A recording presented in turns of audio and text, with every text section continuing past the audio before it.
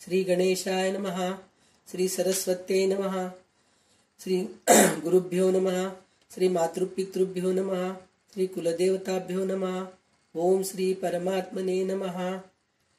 तर आज आपण दशक 15 आणि समास चौथा घेणार आहोत. समास चौथा शाश्वत ब्रह्म निरूपण आहे आणि ह्या दशकाचं नाव आहे अखंड, मला वाटतं एक मिनिट, आत्मदशक म्हणून आहे. आपण नामनिरूपण एक बघितलं होतो 13वा आणि 14वा अखंड नाम घेतलं होतो. आणि आता आत्मदशक म्हणजे आत्मा म्हणजे काय, म्हणजे शाश्वत काय आहे, परब्रह्म म्हणजे काय आहे. माया सगळं नाशवंत आहे आणि आत्मा हे सत्य आहे. नैनम छिंदंती शस्त्राणी नैनम दहती पावक म्हणल्यासारखं आत्मदशक आहे. तर ह्या आत्मदशकामध्ये 10 दशकामध्ये आत्माबद्दलच सगळं शाश्वत आहे हेच सांगितलेलं आहे. तर आता आपण ते परत बघणार आहोत. आता आपल्याला बहुतेक सगळे विषय परत परत तेच येणार आहेत. कारण काय म्हणून म्हणलं तर ह्याच्या अगोदरच मी तुम्हाला सांगितले होते की जसं आपल्याला रोज जेवण पाहिजे, जेवण आज जे पोटभर जेवलं उद्या जेवत नाही असं होऊ शकत नाही. आज पोटभर जेवलोचा प्रश्न नाही, सकाळी जरी पोटभर जेवलो आपण तरी पुन्हा रात्री आपल्याला जेवण लागतंच. त्याचप्रमाणे आपल्याला रामदास स्वामी सुद्धा पोटभर जेवण दिलेले आहेत ऑलरेडी आपल्याला, पण तरी पुन्हा थोडं थोडं थोडं आपल्याला जेवण देतच आहेत. त्याचं कारण काय, आपलं शरीर धष्टपुष्ट होण्यासाठी म्हणून जेवण जसं लागतं की नाही तसं आपली बुद्धी, आपलं मन बदलण्यासाठी म्हणून हे सारखं सारखं निरूपण आपल्याला ऐकावं लागणार आहे. कारण त्याच्यामुळेच आपण आपली मनबुद्धी बदलायचे चान्सेस असतात. तर इतकं ऐकून सुद्धा मन बदलत नाही, आपण इतके हे आहोत म्हणजे मंदबुद्धीचे आहोत. तर त्याच्यासाठी म्हणून आपल्याला सारखं सारखं हे डोसेस घ्यावं लागतात. तर आज आपण शाश्वत निरूपण ब्रह्मनिरूपण बघणार आहोत. तर मी विमलताई वाचणार आहेत आज. तर विमलताई वाचायला सुरू करा तुम्ही. गणेश शारदा जय हो सद्गुरु सज्जन सदा आराध्य दैवत अंगुलं सर्व निर्गुण. गणेश शारदा सद्गुरु संत सज्जन परेश्वरी सर्व हिमालय रघुवीर सद्गुरु देवे.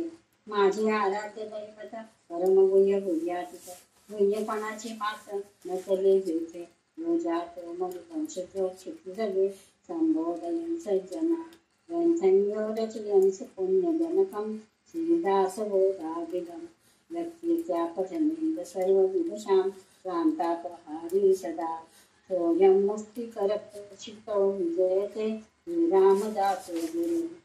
मला वाचते अंतरी वसावे तुझ्या दासबोधाची बोध व्हावे. अपत्या परी पावसी प्रेमदासा महाराज यास श्रीरामदासा ब्रह्मानंदम परमसुखदं केवलं ज्ञानमूर्तिं द्वन्द्वातीतं गगनसदृशं तत्त्वमस्यादिलक्ष्यम् एकं नित्यं विमलमचलं सर्वदी साक्षिभूतं भावातीतं त्रिगुणरहितं सद्गुरुं नमामि. गुरुर्ब्रह्मा गुरुर्विष्णु गुरुर्देवो महेश्वरः गुरु साक्षात् परब्रह्म तस्मै श्री गुरवे नमः. अनेन प्रियतां देवो भगवान् जानकीपतिः श्रीरामचन्द्र पूर्वेषाम् अस्माकं कुलदैवतं श्रोता वक्ता श्रीराम समर्थ. जय जय रघुवीर समर्थ. सीता सावित्रे पूर्ण वैराग्य जाते प्रसिद्धा परिज्ञान योगेश्वराचे कलिवादिका सारिका मान्य ऐसा. नमस्कार माझा सद्गुरु रामदासा. जय जय रघुवीर समर्थ. दशक 15वा समास चौथा शाश्वत ब्रह्मनिरूपण. श्रीराम पृथ्वीपासून गाडी झाले झाडापासून होती लाकडे लाकडे बसवून पुढे पृथ्वीचं होले श्रीराम. पृथ्वीपासून वेल होती नाना जिन्नस कापा होती वाळवणं फिरवणं मागोती पृथ्वीचं होले श्रीराम. नाना धान्यांची नाना उन्हे मनुष्य करती भोजने नाना विठ्ठा नाना अमने पृथ्वीचं होले श्रीराम. नाना पक्षाची भक्तीने तरी पुढे तैसेची झाले, वाळवून भस्म होऊन न गेले, पुन्हा पृथ्वी श्रीराम. मनुष्य मळतात आहे का, विनी भस्म का मुक्ती का, अशा काया परती अनेका, पुढे पृथ्वी श्रीराम. नाना तृण पदार्थ पुदती, पुढे त्याची होये माती, नाना किडे मरून जाती, पुढे पृथ्वी श्रीराम. पदार्थ दाटले अपार, किती सांगावा विस्तार, पृथ्वी वाटून थार, कोणाचा आहे श्रीराम. धाडपाणी आणि तुला पशुभक्तिका होते सेन, आतमृत भस्म धरून पुन्हा पृथ्वी श्रीराम.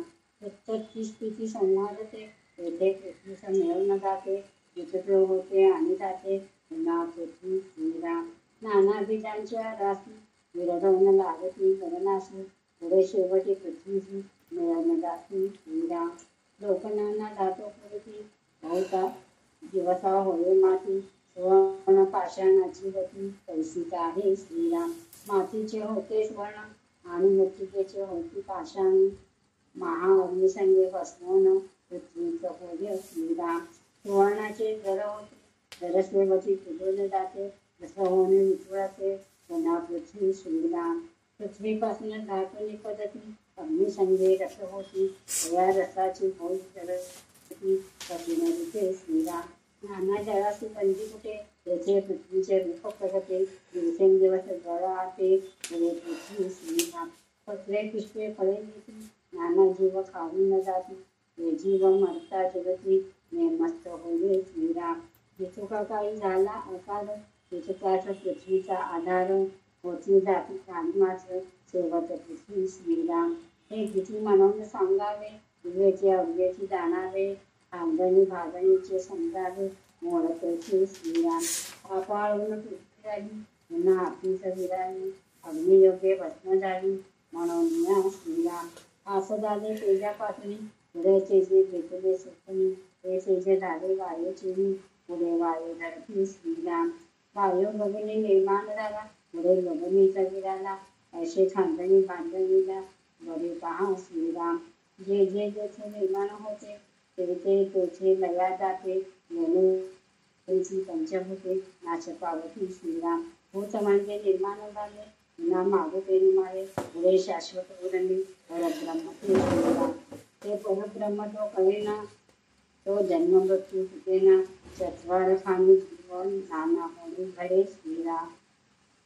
गडाचे मूळ ते चंचळ, चंचळाचे मूळ ते निश्चळ, निश्चळाचे नाही मूळ, बरे पहा श्रीराम.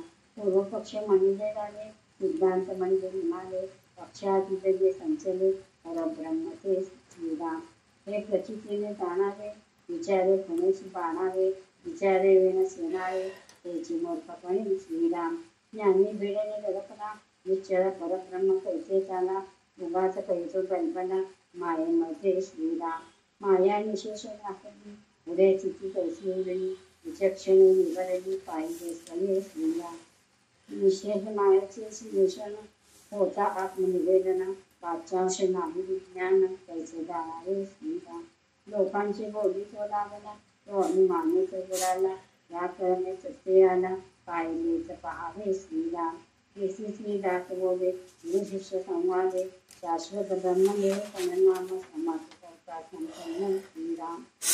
तर आता हे शाश्वत निरूपण म्हणून जे आपल्याला समास आहे, त्याचं खरं काय म्हणून म्हणलं तर, जे काही आहे सगळं मातीच होणार आहे. म्हणजे झाडा पाला पाचोळा, शेवटी मनुष्याचं देह सुद्धा कसं काय म्हणून म्हणलं तर, माणसाला 3 प्रकारे त्याचा अंत करतात, म्हणजे त्याला पंचभूतामध्ये विलीन करतात. एक प्रकार आहे दहन करणं, आणि दुसरं प्रकार आहे मातीत पुरवणं, जमिनीमध्ये पुरवणं, आणि तिसरं आहे पशु पक्ष्यांना खाऊ घालणं. हे पारसी लोकांमध्ये असतं. ते तर पारसी लोकांच्या ह्याच्यामध्ये म्हणतात की असं झाडाला लटकवतात, आणि त्या झाडाखाली एक मोठं विहीर असतं, त्या विहिरीमध्ये ते सगळे हाडं पडतात, आणि पशु पक्षी येऊन सगळं त्यांचं मांस खाऊन घेतात. असं त्यांच्याकडची प्रक्रिया आहे. पण मांस जरी पक्षी येऊन खाऊन गेले तरी शेवटी जे हाडं आहेत ते ज्या मातीतच जाते, असं प्रकार आहे. म्हणजे कुठूनही जा तुम्ही, दहन जरी केलात तुम्ही, चिता दहन जरी केलं तर त्याचा राख होतो आणि राख मातीत मिसळला जातो. म्हणजे ह्याचा अर्थ काय, सगळं काही मातीतच मिसळणार आहे. पशु पक्षी मेल्यानंतर मातीत जातात. माणसांचं असं आहे. झाडांचं पण तसंच आहे. म्हणजे झाडांचं पाला पाचोळा जे आहे, लाकडं आहेत, सगळं काही आहे, हे सगळं मातीतच मिसळणार आहे असं म्हणून ते म्हणलेले. म्हणजे हे जे सगळे मातीत मिसळणारे आहेत याचा अर्थ असा आहे, जे निर्माण झालंय ते सगळं संपणार आहे, नाश पावणार आहे. तर जे शाश्वत आहे त्या शाश्वत परब्रह्माला ओळखा, हे आपल्याला सतत आग्रह करून आपल्याला समर्थ सांगत आहेत. तर ह्याच्यामध्ये कितीतरी उदाहरण दिलेले, तेच उदाहरण दिलेले आहेत की किडे मकुडे मरून मातीत मिसळून जातात, पशु पक्षी मातीत. आणि शेवटी अजून एक गोष्ट पण त्यांनी सांगितलेलं आहे, आपण जे भक्षण करतो म्हणजे जे खातो अन्न, तर जे चांगलं जे अन्न आहे आपल्या शरीराला जेवढं पुरतं तेवढं अन्न रक्त आणि आपल्या शरीर वाढीसाठी म्हणून उपयोगाला घेतं. बाकी सगळं विष्ठाच होऊन जातं आणि ते विष्ठा काय होतं शेवटी, ते सुद्धा मातीतच मिसळून जातं. म्हणजे जे काही आपण बघतोय, करतोय, खातोय, पितोय, सगळं काही संपणारच आहे. असं शाश्वत असं काहीच नाहीये. शाश्वत काय आहे, ते फक्त परब्रह्म आहे. हे मात्र सारखं तुम्ही लक्षात ठेवत जा. शेवटी सोन्याचं सुद्धा मातीच होतं म्हणतायत. पाषाण होतं, पाषाण झाल्यानंतर ते पाषाण सुद्धा मातीतच मिसळतं. मग पुन्हा एकदा त्यांनी ते काय सांगितलेलं आहे, विश्वाची संहारिणी म्हणजे विश्वाचं संहार कसं होतं हे पुन्हा एकदा त्यांनी सांगितलेलं आहे. कारण काय, आपल्याला इतकंदा सांगून सुद्धा आपण आपलं जे दृश्यसृष्टी जे दिसते ना त्यालाच आपण घट्ट धरून बसतो, संसाराला आपण घट्ट धरून बसतो. म्हणून प्रत्येक वेळेस आपल्याला हे शाश्वत काय आहे आणि नाशवंत काय आहे हे आपल्याला नेहमी सांगतायत. तर आता हे पुन्हा ह्या समासामध्ये त्यांनी काय सांगितलेलं आहे, विश्वाचं संहारिणी कसं सांगितलंय, पाणी आटून पृथ्वी होते, पुढे अग्नी जळून भस्म होते आणि ते पाण्यात विरून जाते, तेजापासून आप निर्माण होते, ते पुन्हा तेजास ते शोषून घेतं, म्हणजे तेजस शोषून घेतं त्याला. तेजापासून वायू निर्माण होते, पण पुढे वायू त्यास विझून टाकतं म्हणजे अग्नीला. आणि वायू आकाशापासून निर्माण होतो, पण तो पुढे आकाशातच विलीन होऊन जातो. विश्वाची उभारणी संवारणी अशा पद्धतीने विचार करावा. म्हणजे सारखं आपल्याला ते सांगतायत की हे पंचमहाभूते सुद्धा टिकणारे नाहीयेत, शाश्वत नाहीये, हे सारखं सगळं विरूनच जाणार आहेत, हे आपल्याला नेहमी सांगतायत. आणि भूत मात्र म्हणतो आपण, पंचमहाभूते म्हणतो. तर हे भूत म्हणजे काय, म्हणजे जे काही निर्माण झाले त्याला भूत म्हणतात. म्हणजे जे निर्माण झालं ते संपणार आहे. म्हणजे भूतकाळ आपण म्हणतो की भूतकाळ निघून गेलेलं आहे, ते पुन्हा येणार आहे का, नाही येणार आहे. म्हणजे सगळं काही संपणारच आहे. म्हणून आपल्याला ह्या शाश्वत ब्रह्मनिरूपण ह्या समासामध्ये आपल्याला शाश्वत ओळखा, बाकी सगळं मातीत मिसळणार आहे हे आपल्याला समर्थ समजून सांगितलेले आहेत. आता पुढचा जो दशक समास आहे तो चंचळ आहे. चंचळ म्हणजे काय ते आपल्याला बघायचे. तर पुढचा समास घ्यावी म्हणते. समास चंचळ लक्ष्मी श्रीराम दोघा ऐशी तीन चालती अगुणी अष्टदा प्रकृती अघोर सांडून वचती इंद्रपाणी ऐशी श्रीराम पण तोडणे बक्षिता पंजा मूल बापास मारू होजा तुकाऱ्या गेला राजा चौघा गणांचा श्रीराम देवादेवाळामध्ये लपला देवळ पूजिता पावे त्याला भक्तीमध्ये ज्याला त्याला ऐसेची आहे श्रीराम दोन्ही नामे एकास पडली ज्याचे नेमस कल्पली विवेके प्रत्ययी पाहिली तर एकची नाम श्रीराम नाही पुरुष ना वनिता लोकी कल्पिले तत्वता त्याचा बरा शोध घेता काहीच नाही श्रीराम श्री नदी पुरुष कळा ऐसे बोलती सकळ विचार पाहता निवळ देह नाही श्रीराम आपण आपणास कळेना पाहो दाता आपळेना कशास काहीच मिळेना उदंडपणे श्रीराम एकलाची उदंड झाला उदंडाची एकला पडिला आपणाशी आपला गलबला सुसलीना श्रीराम एक असून तुझी पडेली तुझी असून तुझी ऐकली तिची जय कळा पैशावरली प्राणी मातृ श्रीराम वल्लीमध्ये जय संचले थोडेपणे वावरे बोलू वाचून नसुरे काही तुझ्या श्रीराम झाडामध्ये केली आली झाडे धावली निराळी कित्येक धावली अंतराळी कित्येक झाले अंतराळी उडवून जाती श्रीराम. भूमीपासून वेगळी झाली हवी ते नाही तर वाळली निराळीच बळावली येत तेचे श्रीराम. देवा कैस चालत निघाले देव नसता होतीलाकडे विटची आहे सुवाडे सर्वता नव्हे श्रीराम. झाडापासून झाडे होती यही अंतरिक्ष जाती मळाने भेटली जगती कदाची नाही श्रीराम. झाडास जाणे खात पाणी घालून पाळली प्रतिदिनी बोलती झाडे शब्द मथली विचार देती श्रीराम. होणार तितके आधीच झाले कल्प कल्पून बोलले जाणे सयाशी समजले सकळ काही श्रीराम. समजले तरी उमजेना उमजले तरी समजेना शक्ती येवेना अभिमानीना सकळ काही श्रीराम. सर्वत्रांचा वैस कोण पहावे गोरपण भेटे आपणाचा आपण जगदांतरे श्रीराम. अंतरनिष्ठांची उंच कोटी बाळ नृत्याची संगीत खोटी मूर्ख काय समजेल गोष्टी शहाणे गावती श्रीराम. अंतरे राखता राजी भलत्यास भलतात नवाजी अंतरे न राखता बाजू मिळणार नाही श्रीराम. ऐसे वर्तते प्रत्यक्ष लक्ष लावावे लक्ष लक्षात भेटता दक्ष समाधान श्रीराम. मनास मिळता मन पाहून मिळते निरंजन चंचल चक्र उल्लंघन पहिला जाती श्रीराम. एकदा जाऊन पाहून आले मग ते संगीत देखिले जन्मचक्षी लक्षिले नवच एकदा श्रीराम.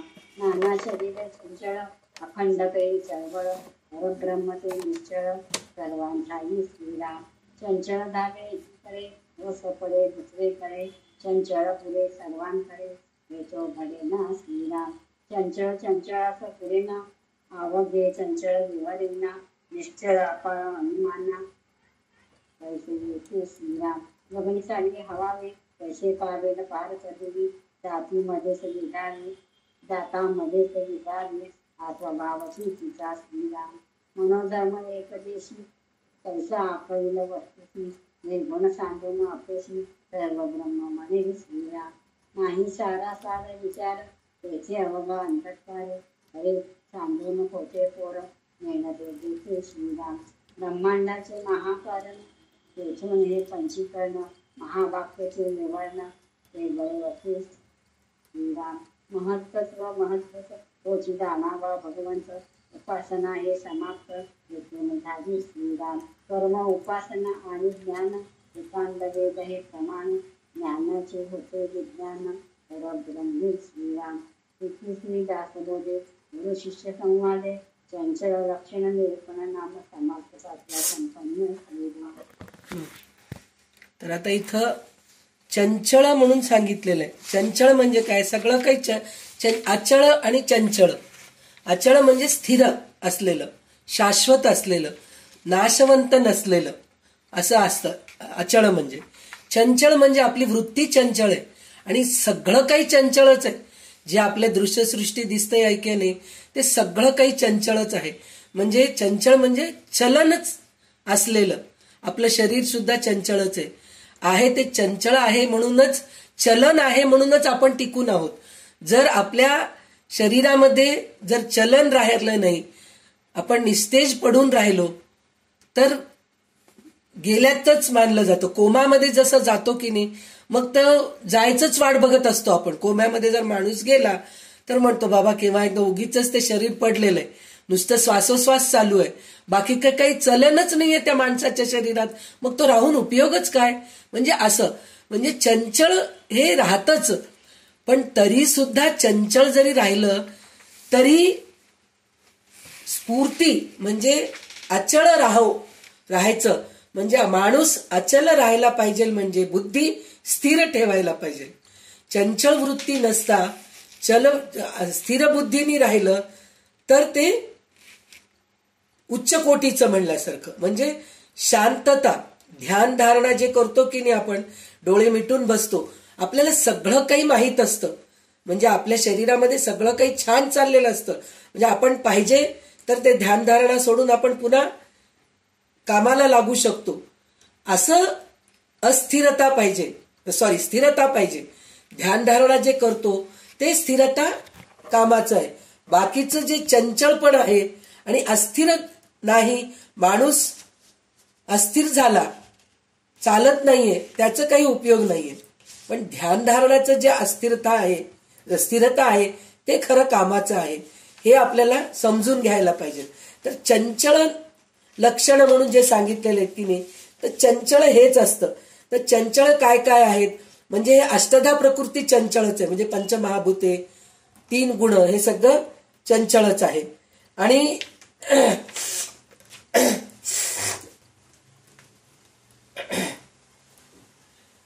आणि त्यांनी अजून एक गोष्ट काय सांगितलेलं आहे, एकच आहे, सगळं काही एकच आहे म्हणून म्हणलेलं आहे. म्हणजे आत्मा जे आहे की नाही, आपल्याला आता सतत आपल्याला हेच बघायचंय, अचळ स्थिर बुद्धी, शाश्वत, हे सगळं आपल्याला आता ह्याच्या पुढे सगळं आपल्याला हेच बघायचंय.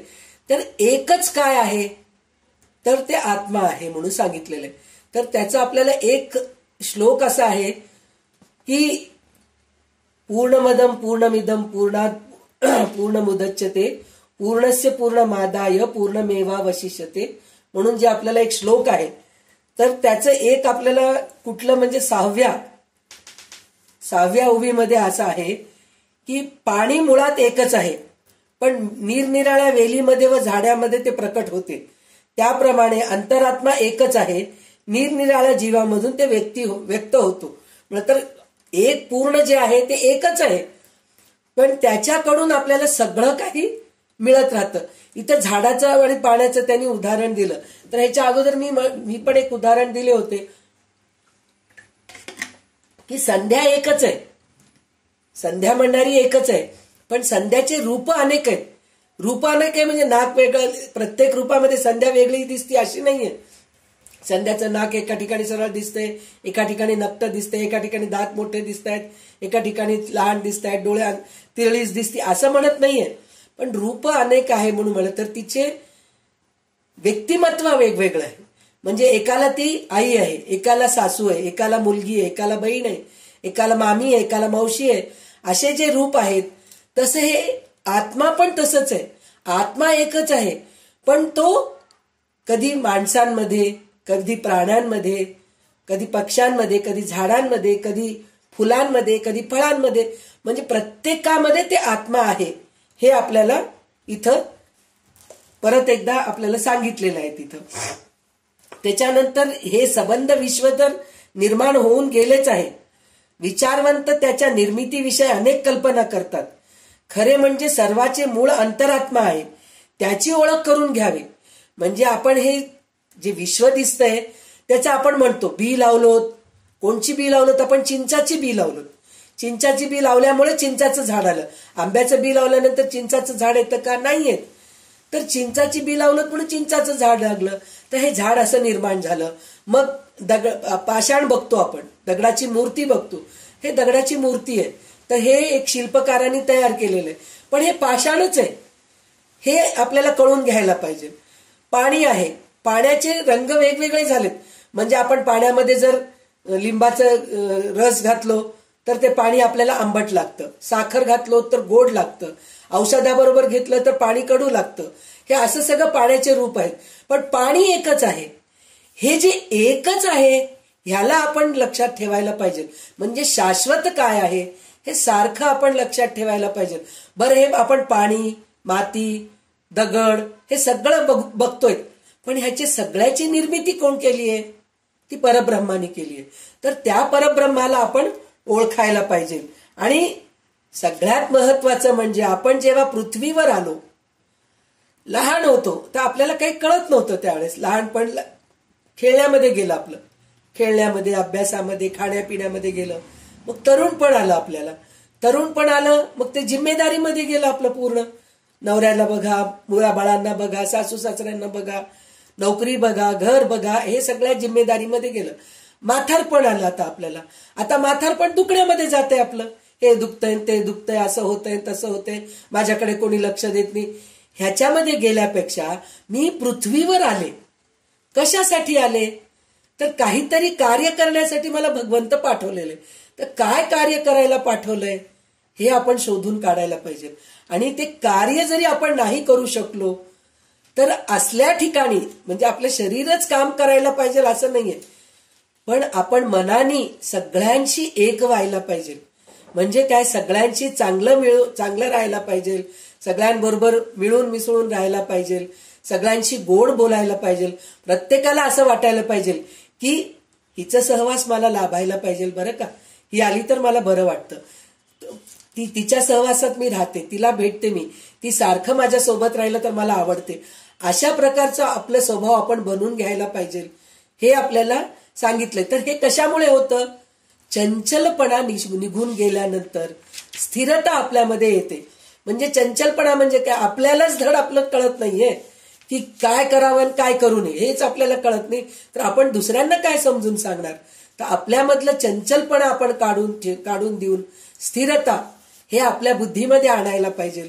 तर आपण 4 लोकांचे चाहते होतो, हे आपल्याला ह्या समासामध्ये कळालेलं आहे. तर आता आपण पुढे जाऊन आता याच्यामध्ये अजून एक पण त्यांनी सांगितलेले, एक उदाहरण सांगितलेले, दारूचा बाण आकाशात उडवला. म्हणजे दारूचा बाण म्हणजे कोणता, आपण फटाके उडवतो की नाही, दारू म्हणजे ते फटाक्यामध्ये असलेलं जे हे आहे, केमिकल आहे, त्याला दारू म्हणतात. दारू म्हणजे पिण्याचं दारू नाही, बरं का. तर ते दारूचं आपण जे रॉकेट बनवतो तर ते आकाशामध्ये उडवतो, तो खूप वर जातो, परंतु तो आकाश ओलांडून पलीकडे जाऊ शकत नाही, तो मध्येच विझतो. आणि असे होणे हा त्याचा स्वाभाविक गुण आहे. त्याचप्रमाणे मानवाचे मन एकदेशी आहे आणि परब्रह्म सर्वदेशी आहे. म्हणून मन परब्रह्मात जाणू शकत नाही. म्हणजे आपण पण तसेच आहोत. आपण जातोय, वर जातोय, आपण म्हणले ना गेले. आता प्रत्येक लहान मुलांना आपण काय सांगतो, आजी कुठे गेली म्हणून म्हणतो, आजी वारली आहे घरामध्ये, तर आजी कुठे, आजी वर गेली असं म्हणतो आपण. म्हणजे वर गेली म्हणजे काय, भगवंताकडे गेली, मृत्यू पावली, हे म्हणणं आहे. जसं रॉकेट वर जातं तसं आपलं पण प्राण वर जातं, पण ते पूर्ण परब्रह्मापर्यंत जात नाही, आपलं मध्येच विझून जातं. त्याचं कारण काय, आपण तेवढं त्याच्याबद्दल परब्रह्मा जाणून घ्यायचा आपण प्रयत्न केलो नसतो, म्हणून आपण पूर्ण वर जाऊ शकत नाही. म्हणून आपण सतत मूळमायेपासून विश्वाचा पसारा आरंभ पावतो. मूळमायेच्या ठिकाणी असणारी दृश्य जाणीव व साम्यावस्था हेच भगवंताचे स्वरूप होय. तेथपर्यंत उपासना असते. ज्ञान व उपासना एकरूप होऊन अखेर ज्ञानाचा विज्ञान होतो म्हणून सांगितले. म्हणजे तितकं आपण ज्ञान घेतल्यानंतर कुठं आपण भगवंतापर्यंत जाऊन पोचतो. कर्म, उपासना आणि ज्ञान असे वेदांचे 3 विभाग आहेत. वेदांचे हद्द ज्ञानापर्यंतच असते. परब्रह्माचा साक्षात अनुभव आला की ज्ञानाचा विज्ञान होतो. विज्ञान अर्थात वेदापलीकडचे आहे. ह्याच्या अगोदर आपण विज्ञान म्हणजे काय बघितलं होतं. म्हणजे काय, विशेष ज्ञान, कुठलं तरी एक विशेष ज्ञान म्हणून विचार करतो. विशेष ज्ञान म्हणजे काय, डॉक्टरी, वकिली, इंजिनिअरिंग, हे सगळे विशेष ज्ञान. झाडांचं विशेष ज्ञान आहे, स्वयंपाकाचं विशेष ज्ञान आहे, माणसाच्या शरीराच्या प्रत्येक शरीरामधलं. आता डॉक्टर वेगवेगळे असतात, हार्ट स्पेशालिस्ट आहे, स्किन स्पेशालिस्ट आहे, ENT स्पेशालिस्ट आहे, आई स्पेशालिस्ट आहे, किडनी स्पेशालिस्ट आहे, असे सगळे आपल्याला दिसतात. पण हे विज्ञान वेगळं. पण आता इथं समर्थ आपल्याला काय विज्ञान सांगतायत, हे विज्ञान म्हणजे वेदाच्या पलीकडचे ज्ञान म्हणून सांगतायत. म्हणजे वेद सुद्धा आपल्याला कळाल्यानंतर पलीकडचं ज्ञान काय आहे, शाश्वत परब्रह्म, हे आपल्याला ज्ञान जे मिळतं त्याला विज्ञान म्हणतात, असं आपल्याला समर्थ ह्या 5व्या समासामध्ये सांगितलेलं आहे. आता चातुर्य विवरण म्हणून सांगितलेलं आहे. याच्या अगोदर आपण चातुर्य लक्षण बघितलेलं आहे, पण पुन्हा इथं आपल्याला चातुर्य विवरण म्हणून आलेलं आहे. तर आता आपण हे बघूया. समास 6वा चातुर्य विवरण. श्रीराम पितापासून कृष्ण झाले, भूमंडळी विस्तारले, तेणे विण उमटले, येतो बरे ना श्रीराम. आहे तरी स्वल्प लक्षण, सर्वात्रांची साठवण, अधम आणि उत्तम गुण श्रीराम. मही सुट सरसाविला, सरसावून विडा केला, उभयता मिळवून चालिला, कार्य भाग श्रीराम. श्वेता श्वेता सुगाठी पडता, मध्ये कृष्ण मिश्रित होता, इहलोक सार्थकता होता आहे श्रीराम.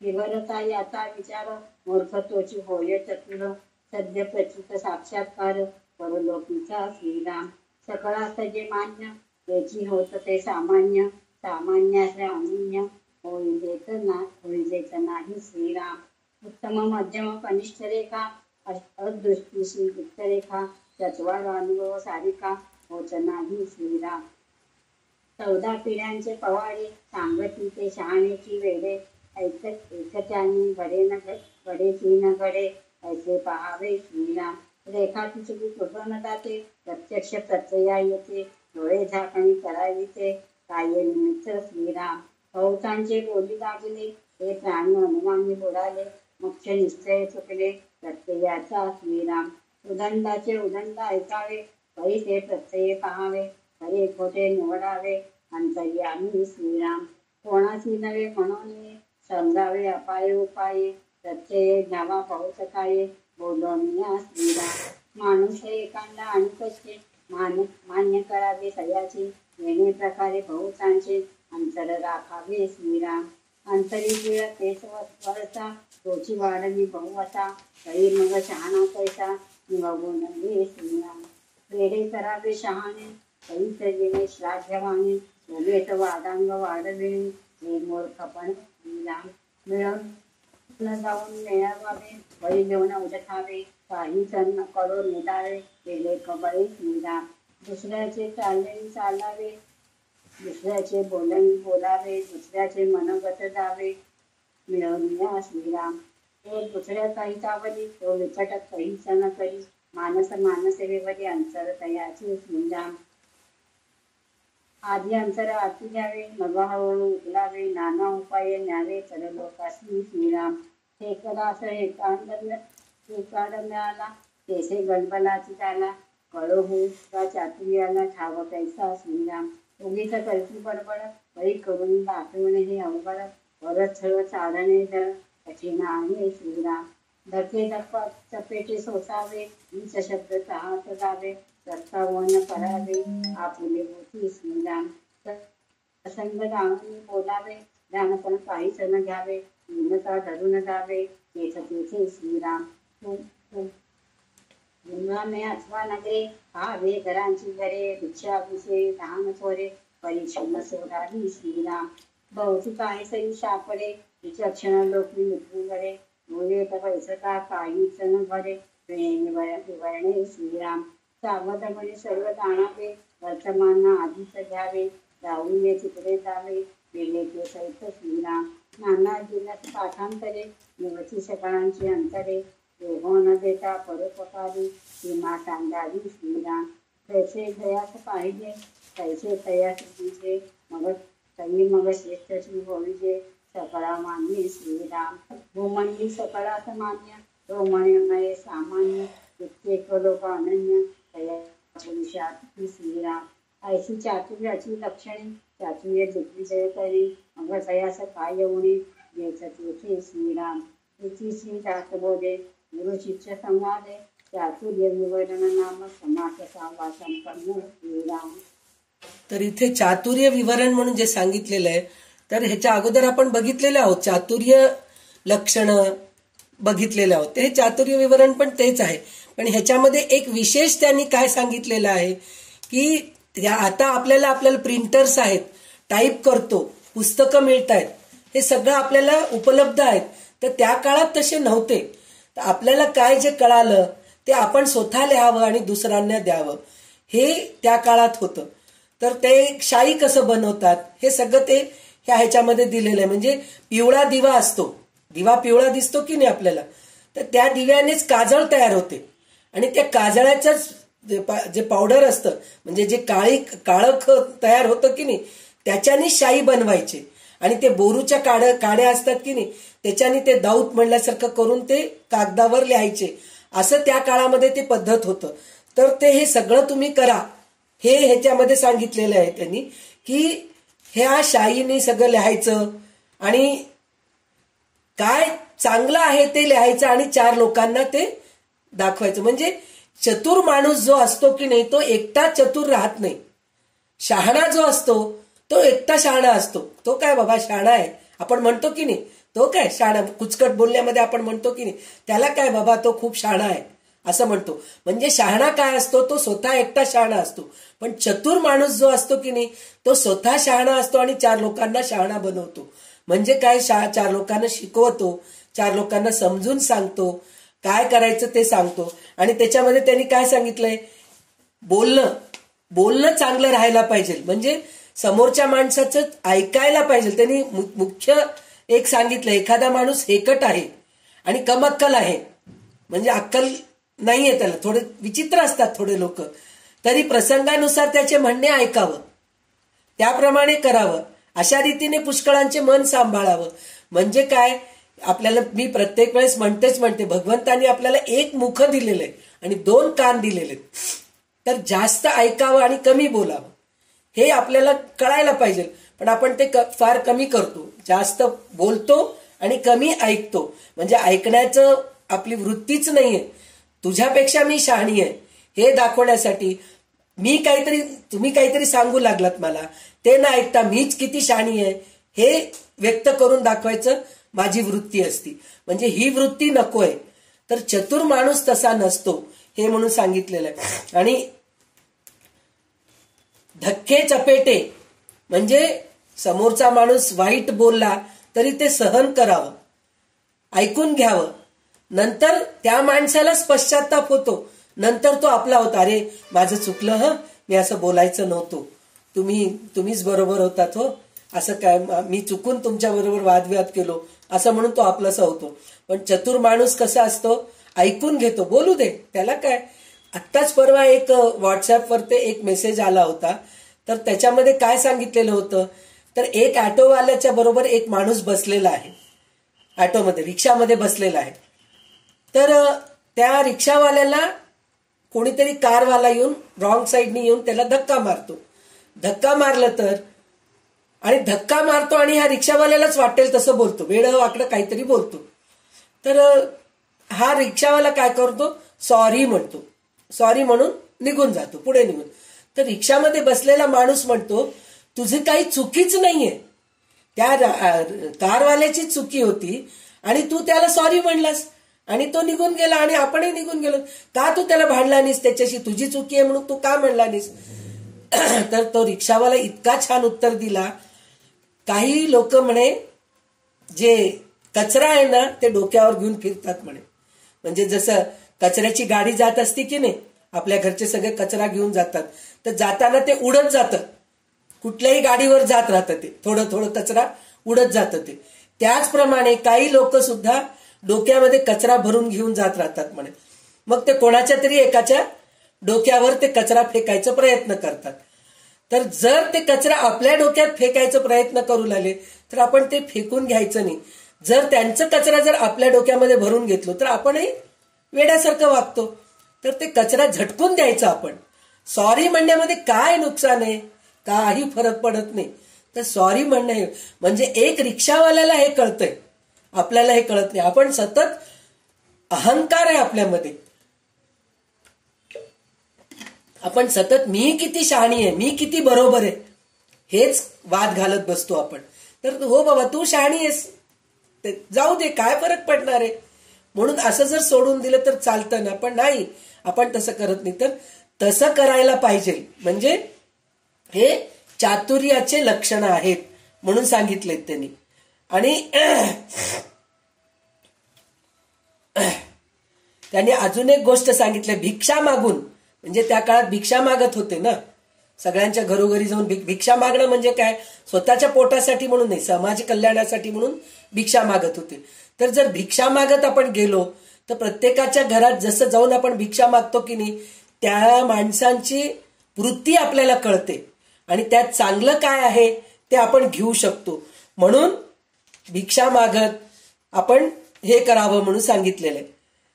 तर अजून एक गोष्ट त्यांनी काय सांगितलेलं आहे, पुष्कळ विषयांचे ज्ञान पाठ असावे चतुरांना. ते सांगितल्याने सगळ्यांच्या मनाचे मोठे समाधान होते. ज्ञान नुसतं असून उपयोग नाही, दुसऱ्यांना ते समजून सांगावं म्हणजे समोरच्यांचं समाधान होतं. लोकांना ग्रंथ लिहून दिल्यास त्यांच्यावर असीम उपकार होतात. म्हणजे त्या काळामध्ये आता आपण पहा, दासबोध सांगणार आहे, ललिता सहस्रनामचा अर्थ सांगणार आहे, ज्ञानेश्वरी सांगणार आहे. म्हणून म्हणलं की आपण सगळेजणी दुकानात गेलो, दासबोध गडावर मिळतं म्हणून कळालं, मग 4 लोकांना विचारलो कसं मिळतं काय मिळतं म्हणून कळून घेतलो, पटापट पुस्तकं विकत घेतलो आपण. त्या काळात तसे नव्हते, छापण्याचं हे नव्हतं त्या काळामध्ये, तर लिहूनच काढावं लागत होतं. तर चतुर माणूस लिहून दुसऱ्यांना दिलं तर त्याच्या एवढं उपकार नाही हे आपल्याला समर्थ सांगतात. ज्याला जे हवे असते त्याला ते द्यावे, म्हणजे जे जे आपल्याला माहीत आहे आणि ज्याला ज्या गोष्टीची उपयोग आहे त्या गोष्टी लिहून द्यावं हे आपल्याला सांगत आहेत तिकडं. म्हणजे मग माणसाला श्रेष्ठपणा येतो, तो सगळ्यांना मान्य होतो, म्हणजे तो चतुर माणूस सगळ्यांना मान्य होतो. जगामध्ये जो माणूस सर्वांना मान्य होतो त्या सामान्य माणूस समजू नये.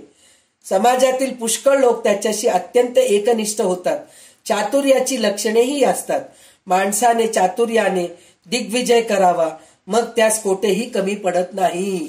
म्हणजे चतुर माणूस कसं राहायला पाहिजे हे आपल्याला ह्या समासामध्ये कळालेलं आहे. आता अधोर्ध्व निरूपण म्हणून 7वा समास आहे, तर ह्याच्यामध्ये काय आहे आता आपण हे बघूया. समास 7वा अधर्व निरूपण. श्रीराम नाना विकाराचे मूळ, तेजे मूळ मायाचं केवळ, अचंचली जे चंचल सूक्ष्म रूपे श्रीराम. मूळ माया जाणीवेची, मुळीच्या मूळ संकल्पाची, मूळची शरगुण ईश्वराची, येण्याची नाही श्रीराम. प्रकृती पुरुष शिवशक्ती, आगना अधीनतेश्वर म्हणती, परिचय अवघी जगज्योती, मूळ त्याती श्रीराम. संकल्पाचे जे चलन, त्याची वायूचे लक्षण, वायू आणि त्रिगुण आणि पंचभूते श्रीराम. पाहता पाहता कोणी एक वेद, त्याच्यामुळे असती बोल, पत्रे पुष्पे फळे केवळ, मुळात पासी श्रीराम. याही वेगळे नाना रंग, आकार विकार तरंग, नाना स्वाद अंतरंग, मुळामध्ये श्रीराम. तेही मूळ फोडून पाहता, काहीच नाही वाटे आता, पुढे वाढता वाढता दिसू लागे श्रीराम. कड्यावरी वेल निघाला, अधोमुखे बळे चालिला, पापवून पुढे आला भूमंडळी श्रीराम. तशी मूळ माया जाणू, पंचभूते आणि त्रिगुण, मुळी आहेत हे प्रमाण, प्रत्यये जाणारे श्रीराम. अखंड वेल पुढे वाढला, नाना विकारी शोभना, विकारांचा विकार झाला, असंभाव्य श्रीराम. नाना फडवरे फुटली, नाना लिंबाळे वाढली, अनंत वगैरे चालली सृष्टीमध्ये श्रीराम. कित्येक फळेची पडती, सगळेचा आणि कमी घटी, ऐशी होती आणि जाती सर्व काळ श्रीराम. एक वेलची वाळली, पुन्हा तेचेची फुटले, ऐसे आले आणि गेले, तिची एक श्रीराम. पाणी धडकी आणि फुटती, पुष्पे फळे पेण्याची भीती, मध्ये जीव हे जगती, असंभाव्य श्रीराम. अवघा वेलची करपतो, मुळापासून पुन्हा होतो, ऐसे अवघा विचारत होतो, प्रत्यक्ष जाणावा श्रीराम. मूळ खाणून काढिले, प्रत्यय ज्ञानी निर्मूळ केले, तरी मग वाढणीची राहिले सकळ काही श्रीराम. मुळे बीज शेवटी बीज, मध्ये जळ रूप बीज, ऐसा हा स्वभाव सहज विस्तारला श्रीराम. मुळामधील ज्या गोष्टी सांगत आहे बीज सृष्टी, तेथील अंश तेथे कष्टी, न होता जातो श्रीराम. जातो येतो पुन्हा जातो, ऐसा प्रत्यावृत्ती करीतो, परंतु आत्मज्ञानी होतो, अन्यथा न घडे श्रीराम. न घडे ऐसे जरी म्हणावे, तरी काहीतरी लागे जाणावे, अंतरीच परी ठावे, सकळात कैचे श्रीराम. तेने शीत कार्य बाब करीसी, परंतु तयास मेहनती, दिसेना ते काय करीसी, बापुडे लोक श्रीराम. विषय भोग तेनेची घडे, तेने विण काहीच न घडे, तुळ सांडून सुखी पवाडे, ऐसा पाहिजे श्रीराम. जे आपुलेची अंतर, तद्रूपची जगदांतर, शरीर वेगाचे विकार वेगळा दे श्रीराम. आंघोळची आंघोळीस वेदना, एकेसी एकवीस कळेना, हातपाय अवेव नाना, येण्याची नाही श्रीराम. अवेवाचे नवे बनविणे, मासे पराचे काय दाणी, परांतर या कारणी जाणविना श्रीराम. एकाची उदके सकल वनस्पती, नाना अग्रे भेद दिसती, पुढली तिची दिस सुखती, वेगते चौचलीच श्रीराम. येण्याची नाही भेद झाला, कळेना एकाचे एकाला, दानपणे आत्मयाला भेद नाही श्रीराम. आत्मची भेद दिसे, देह प्रकृती कैसा भासे, तरी जाणत असल्याचे बहुतेक श्रीराम. कोण जाणती प्राणी अंतर परीक्षिती रोज सते अवघेच समजती मुक्त रूपे श्रीराम जो बहुतांचे पालन करी तो बहुतांचे अंतर निवडी रोजपणे ठाऊके करी सकल काही श्रीराम आधी मनोगत पाहसी मग विश्वास धरिती आणि मात गेले रसी वर्तत आहे श्रीराम स्मरण मागे विस्मरण जो करी सचित प्रमाण आपले ठेवणे आपण सुखत आहे श्रीराम आपलेचा आपण स्मरेना बोलिलेचे आठवेना उठती अनंत कल्पना ठावत्या त्याच्या श्रीराम ऐसे चंचल चक्र काही नेत काही वक्र झाला रंक अथवा चक्र काही स्मरणा स्मरणे श्रीराम स्मरण म्हणजे देव विस्मरण म्हणजे दानव स्मरण विस्मरणे मानव वर्तती आता श्रीराम म्हणून देवी आणि दानवी संपत्ती विधा दानावी त्याचीच मानसी आणावी विवेके सैफ श्रीराम विवेके विवेक जाणावा आज्ञाने आत्मा ओळखावा नेसले नेसलेची पाहावा दर्पणीचा श्रीराम थोडे थोडं खाजवावे सूक्ष्मे सूक्ष्म समजावे होणे थोडेच वाहन पाणावे अंतर्यामी श्रीराम विचारे जाणावा विचार अंतरे जाणावे अंतर अंतरे जाणावे पदांतर होऊन या श्रीराम स्मरणामध्ये विस्मरण याची वेदाचे लक्षण एकदशी परिपूर्ण होत नाही श्रीराम पुढे सुख मागे विसरे पुढे उजळे मागे अंधारे पुढे स्मरे मागे विस्मरे सकल काही श्रीराम सूर्या दाना विस्मरण सुशक्ती दाना विस्मरण उभयुता शरीरी दान वर्तती आता श्रीराम श्री दासबोधे गुरु शिष्य संवादे निरूपण नाम समास सातवा संपन्न श्रीराम. तर ह्या समासाचं नाव अधोर्ध्व निरूपण असं आहे. अधोर्ध्व म्हणून म्हणलं तर आपण म्हणतो की नाही ऊर्ध्वगती अधोगती म्हणून म्हणतो की नाही. तर ऊर्ध्वगती म्हणजे काय वर जाणं म्हणजे परमेश्वरापर्यंत पोचणं परब्रह्मापर्यंत पोचणं. अधोगतीला गेला तो म्हणतो काय अधोगती झाली हो त्याची बिचाऱ्याची असं म्हणतो की नाही आपण. अधोगती म्हणजे काय म्हणजे खालच्या पातळीवर जाणं. खालच्या पातळीवर जाणं म्हणजे काय जे आपल्याला सत्य काय आहे ते कळत नाही. स्थिर काय आहे शाश्वत काय आहे हे ज्याला माहित नाही तो अधोगतीलाच जातो. तर हे अधोर्ध्व निरूपण म्हणजे हेच आहे. याच्यामध्ये काय सांगितलेलं आहे वेलीचं उदाहरण दिलेलं आहे त्यांनी. आता आपण वेली जर वेल आपण लावतो कशाचे शेंगाचे वेली असतात म्हणजे बिनीसचे वेली भोपळ्याचे वेली अंगुराचं वेल असं भरपूर वेली आपण फुलांचे वेली वगैरे करतो.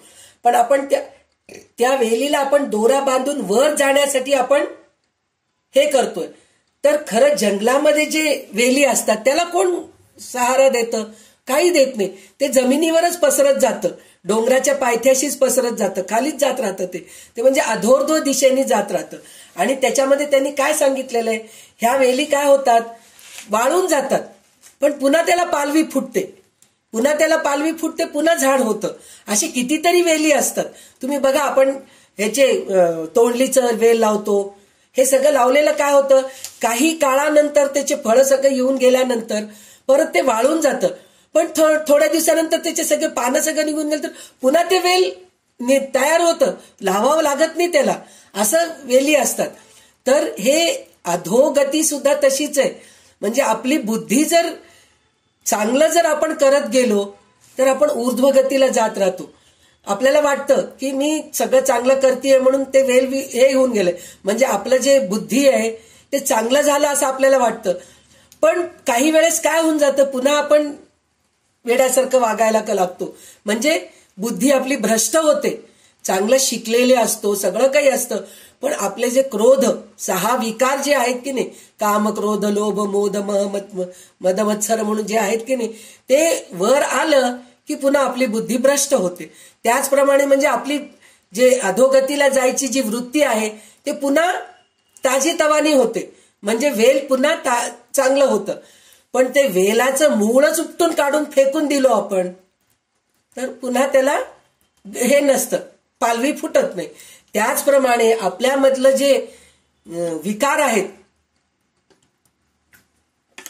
त्याचं मूळच आपण उपटून फेकून दिलो तर आपल्याला अधोगतीची परिस्थिती येत नाही असं आपल्याला ह्याच्यामध्ये समजून सांगितलेलं आहे. म्हणजे अधोगतीला जाण्याचं कारण काय, की आपले विकार आहेत हे सगळे. तर हे आपल्याला कशामध्ये सांगितलेलं आहे, 10व्या ओवीमध्ये सांगितलेलं आहे, अखंड वेल पुढे वाढला, नाना विकारी शोभला, विकारांचा विकार झाला असंभाव्य म्हणून सांगितलेलं आहे त्यांनी. म्हणजे काय, नाना फडगरे फुटली, नाना जुंबाडे वाढली, अनंत अग्ने चालली सृष्टीमध्ये. म्हणजे ज्याप्रमाणे वेल पुन्हा वाळून पुन्हा ताजी तवानी होती, तशी आपले विकार सुद्धा तसेच आहेत. आपल्याला वाटतं सगळं गेलेलं आहे, नाही, पुन्हा उफाळून येतं आपल्यामध्ये. उफाळून आलं की काय होतं, परत आपण अधोगतीला जायच्या लाईनीत असतो. म्हणजे अधोगतीला जाणं म्हणजे काय, जन्म मरण चक्रामध्ये पुन्हा फसतो आपण. तर त्या जन्ममरणाच्या ह्याच्यामध्ये तुम्ही पडू नका म्हणून सांगितलेलं आहे. तरी अज्ञानी माणूस, आत्मज्ञानी पुरुषाला जन्ममरण उरत नाही. म्हणजे हे विकार उपटूनच टाकलो आपण, मनातूनच हे काम क्रोध मोद मत्सर सगळं मनातून काढून टाकलो तर आपल्याला आत्मज्ञान होतं. तर त्या आत्मज्ञानाला जन्ममरण उरत नाही. पण हे म्हणत असता त्याला आत्मज्ञान संपादन करण्यासाठी साधना करावी लागते बरं का, नुसतं चालत नाही, साधना केल्याशिवाय होत नाही यात शंका नाही. वास्तविक प्रत्येकाच्या अंतरी आत्मज्ञान आहे, पण हे ते आहे ही गोष्ट सर्वांना कळत नाही. महत्वाचं तेच आहे, प्रत्येक माणूस हुशार आहे. कसं काय म्हणतो आपण म्हणतो त्याला काय कळतं हो म्हणून म्हणतो, पण काही गोष्टी त्याला कळत नसलं तरी काही गोष्टीचं ज्ञान असतं. आता तुम्ही उदाहरणच घ्या, आंधळे असतात, बिचाऱ्यांना डोळा दिसत नाही, पण बाकीचं त्यांना किती ज्ञान असतं. त्यांना कळतं, आवाजावरून ते त्या दिशेला जातात. लाकूड असं टेकत टेकत त्यांना कळतं, खड्डा कुठं आहे, हे कुठं आहे, भिंत आलं का, हे सगळं त्याला. म्हणजे भगवंतानी कुठंतरी त्याला ज्ञान दिलेलं आहे, जरी डोळा नाही दिलं तरी ज्ञान दिलेलं आहे. तर तसं प्रत्येक, हे एक डोळ्या आंधळ्याचं उदाहरण मी सांगतेय, पण असे कितीतरी लोक असतात की त्यांना, आता उदाहरणच बघा तुम्ही, घरची स्त्री जी असते पहिल्या काळची, तिला शिक्षणच देत नव्हते, शाळेत पाठवत नव्हते, पण तिला स्वयंपाक छान येत होतं, सगळ्यांचं मन जुळवून घ्यावं कसं कळत होतं. आणि नवरा जर वेदपठण शिकवत असेल तर नवऱ्याबरोबर तिला सुद्धा ते पाठ होऊन जायचं. पोरं कुठं चुकतायत, शिकायला आलेले जे शिष्य असतात ते कुठं चुकतायत ती समजून सांगत असते. म्हणजे एवढी बुद्धी तिच्यामध्ये असते. आणि तांदूळाचे कितीतरी प्रकार करू शकते ती, डाळीचे कितीतरी प्रकारे करू शकते. म्हणजे शिक्षण हे एकच महत्वाचं नाहीये, बऱ्याच गोष्टी तिला माहीत असतं, पण हे तिला कळत नसतं. आता आपण सुद्धा म्हणतो की नाही, आता एक बाई असती, तिला सगळं माहीत असतं, शिक्षण असतं तिच्यामध्ये. आता कितीतरी बायकांना आपण बघतो, नवरा जिवंत असतो, एक 10-15 वर्ष नवरा जिवंत असतो. नवरा जिवंत असताना ती कधी घराच्या बाहेर जात नाही, तिला काहीच माहीत नसतं. घर, चूल मूल, म्हणजे घर, स्वयंपाक करणं, मुलांना सांभाळणं, एवढंच तिला माहीत असतं. पण नवरा गेल्यानंतर तिच्यावर सगळं जिम्मेदारी पडते. आता काय करणार, मग ती नवरा जिथं नोकरी करत असतो तिथं जाऊन मग ती विचारते की मला तिथं काहीतरी तुमच्याकडे नोकरी, म्हणजे पहिल्या काळात असं होतं, आजकाल तसं नाहीये, तर तिथं काही मला नोकरी मिळतं का असं म्हणून मग ती नोकरी करती, स्वयंपाक करती, मुलांना सांभाळती, मुलांना चांगल्या शाळेत शिकवती, घरी आल्यानंतर शिकवती, हे सगळं करते. म्हणजे हे पहिले सुद्धा तिच्या अंगात होतं, पण तिला माहित नव्हतं. पण जेव्हा ते जिम्मेदारी पडली तेव्हा तिला ते कळालं की माझ्यामध्ये हे सगळं हुशारी आहे. म्हणजे प्रत्येक माणसामध्ये हुशारी आहे, पण ते हुशारी आपण उपयोगाला आणत नाही, आपल्याला ते कळत नाही. ते न कळत असल्यामुळेच आपण अधोगतीला जातो, पुन्हा जन्ममरणाच्या चक्रामध्ये फसतो म्हणून आपल्याला सांगत आहेत. तर या बिचारी अज्ञानी लोकांनी काय करावं म्हणून प्रश्न आहे. म्हणजे जे असे कळत नाही ते लोकांनी काय करावं, तर त्यांनी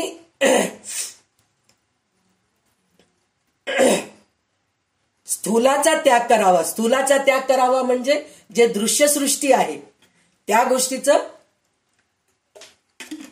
त्याग करावं. त्याग करून सूक्ष्माच्या क्षेत्रात शिरणारा व्यापक मनुष्य बनावा लागतो. आणि आपल्या अंतर्यामी जे स्वरूप आहे ते स्वरूप जगाच्या अंतर्यामी मध्ये भरलेलं आहे. प्राणांच्या शरीराचा आकार वेगळा असला तरी एकच आत्मा आहे हे ओळखायला पाहिजे. ते कसं ओळखायला पाहिजे तर आपलं शरीर आहे. आपण म्हणतो ना आज पाय खूप दुखायला लागलेत बाबा, खूप पाय दुखायला लागलेत म्हणून म्हणतो. पण पाय दुखायला लागलेत म्हणून गुडघे दुखतात का आपले? नाही दुखत. गुडघे दुखायला लागलेत म्हणून कंबर दुखतंय का? नाही दुखत आहे. कंबर दुखतंय म्हणून हात दुखतंय का? नाही. म्हणजे ह्या पायाचं दुखणं पायालाच कळतंय, गुडघ्याला कळत नाहीये, कमरेला कळत नाहीये, हाताला कळत नाहीये, डोक्याला कळत नाहीये. पण पायाचं दुखणं पायालाच कळतंय. पण पायालाच कळतंय म्हणून गप्प राहायचं नाही. त्याचप्रमाणे आपलं काय होतं, माझं अंग सगळं दुखतंय, माझं पाय दुखतंय, पण समोरच्या माणसाचं पाय दुखू लागलेलं मला त्याचं जाणीव आहे का? नाहीये. आपण म्हणतो तुला काय माहित ग माझं पाय दुखू लागले असं म्हणतो की नाही. पण तिला पण पाय दुखत असताना आपण जर ओळखून घेतलो खरंच ग तिचं पाय खूप दुखायला, हे तिचं नेहमीचं नाटकच आहे. सतत पाय दुखू लागले तरी म्हणती कामाला ये म्हणून म्हणलं तर कंबरच दुखतंय म्हणती, डोकंच दुखतंय म्हणती, उलटीच होतंय म्हणती, काही नाही म्हणलं तर पाळी आहे म्हणती. काहीतरी कार्यक्रमाला बोलावलं ये, नाही ग माझी पाळी आहे मी येऊ शकत नाही. म्हणजे हे असं करती, हे तिला काही हे नाही, इंटरेस्टच नाहीये तर ती कुठे येते आपल्याकडे असं आपण म्हणतो. पण खरोखर तिचं पाय दुखतंय हे जाणीव आपल्याला होणं गरजेचं आहे. तर हे जेव्हा कळतं तेव्हा आपण ऊर्ध्वगतीला जातो, अधोगतीला जात नाही. म्हणजे समोरच्यांचं सुख दुःख आपल्याला कळायला पाहिजे. हे आपल्याला 24व्या ओवीमध्ये आपल्याला समर्थ सांगतायत. तर दुसऱ्यांचं दुःख हे आपण ओळखायला पाहिजे. सुख आपल्याला दिसतंच, पटकन दिसतं. हाय काय त्याला काय कमी, 4 चाकी गाडी घेतलाय मस्त असं म्हणून म्हणतो. त्याला काय कमी, 2 बेडरूमचं घर होतं आता 3 बेडरूमचं घर घेतलं, त्याला काय कमी, हे पटकन कळतं. पण ते घर घेण्यासाठी, ते गाडी घेण्यासाठी तो किती कष्ट करतोय हे आपल्याला कळतंय का? आज तो घर घेतोय म्हणलं तर बसल्या ठिकाणी तर पैसे आले नाहीत त्याला, कितीतरी मेहनत करून EMI भरत आहे. ते भरू लागल्यामुळे ते EMI काही फुकट भरता येतं का? रात्रंदिवस मेहनत केल्यानंतर आपल्या हातात पैसा येतो, तेव्हा कुठं आपण EMI भरतो.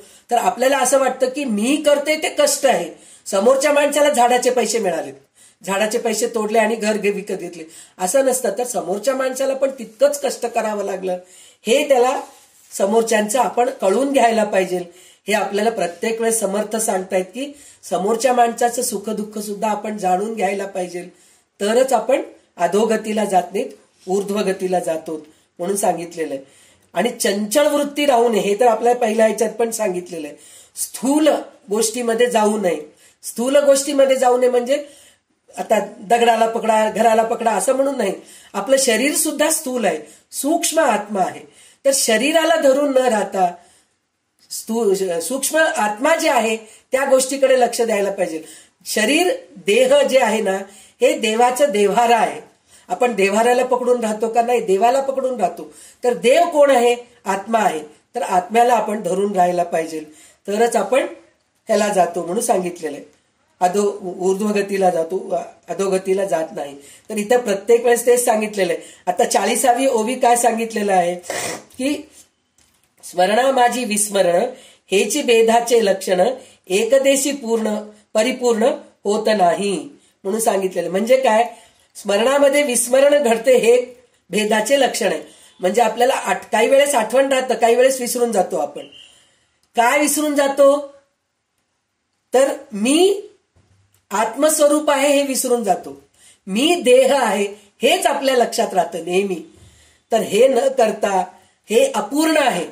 म्हणजे आत्मा हे मी आत्मा स्वरूप आहे हे जे आहे ना हे खरं आहे, हे स्मरणात ठेवायला पाहिजे. आणि मी देह आहे हे विस्मरण व्हायला पाहिजे, तरच आपण पुढे जातो म्हणून सांगितलेलं आहे. पुढे उजेड, मग मागे अंधार, पुढे स्मरतो मग मागचं विसरतो. माणसामध्ये स्मरण विस्मरण याचे मिश्रण असल्याने त्याची अवस्था ही अशी असते. ज्ञान आणि अज्ञान याचे विचित्र मिश्रण त्यांच्या ठिकाणी आढळते. समजते पण उमजत नाही. हे सगळं कळतं आपल्याला पण उमजत नाही. आता आपल्याला हे इतकंदा वाचल्यानंतर कळालंय की हे देह नश्वर आहे आणि आत्मा शाश्वत आहे. हे सगळं कळाल्यानंतर सुद्धा पुन्हा आपण देहाच्याच कडे लक्ष देतो की नाही, देह माझा आहे ह्याच गोष्टीकडे आपण लक्ष देतो. म्हणून त्यांनी काय सांगितलेलं आहे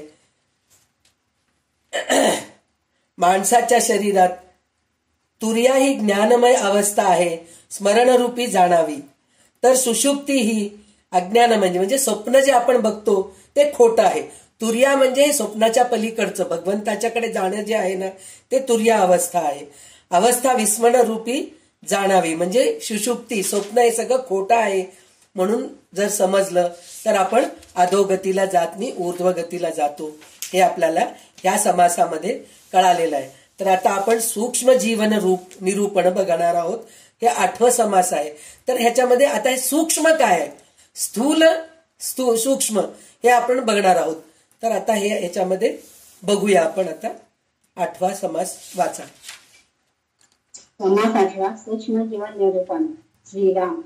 रेणून सूक्ष्म किडे त्यांचे आयुष्य निपटची थोडे, युक्ती बुद्धी तेण्याची पाडे तयामध्ये श्रीराम. ऐसे नाना जीव असती पाहू जाता न दिसती, अंतःकरण पंचकाची तिची कळी चेतही आहे श्रीराम. त्यापुढचे त्यांचे ज्ञान विषय इंद्रिय समान, सूक्ष्म शरीरे विवरण पावतो कोण श्रीराम.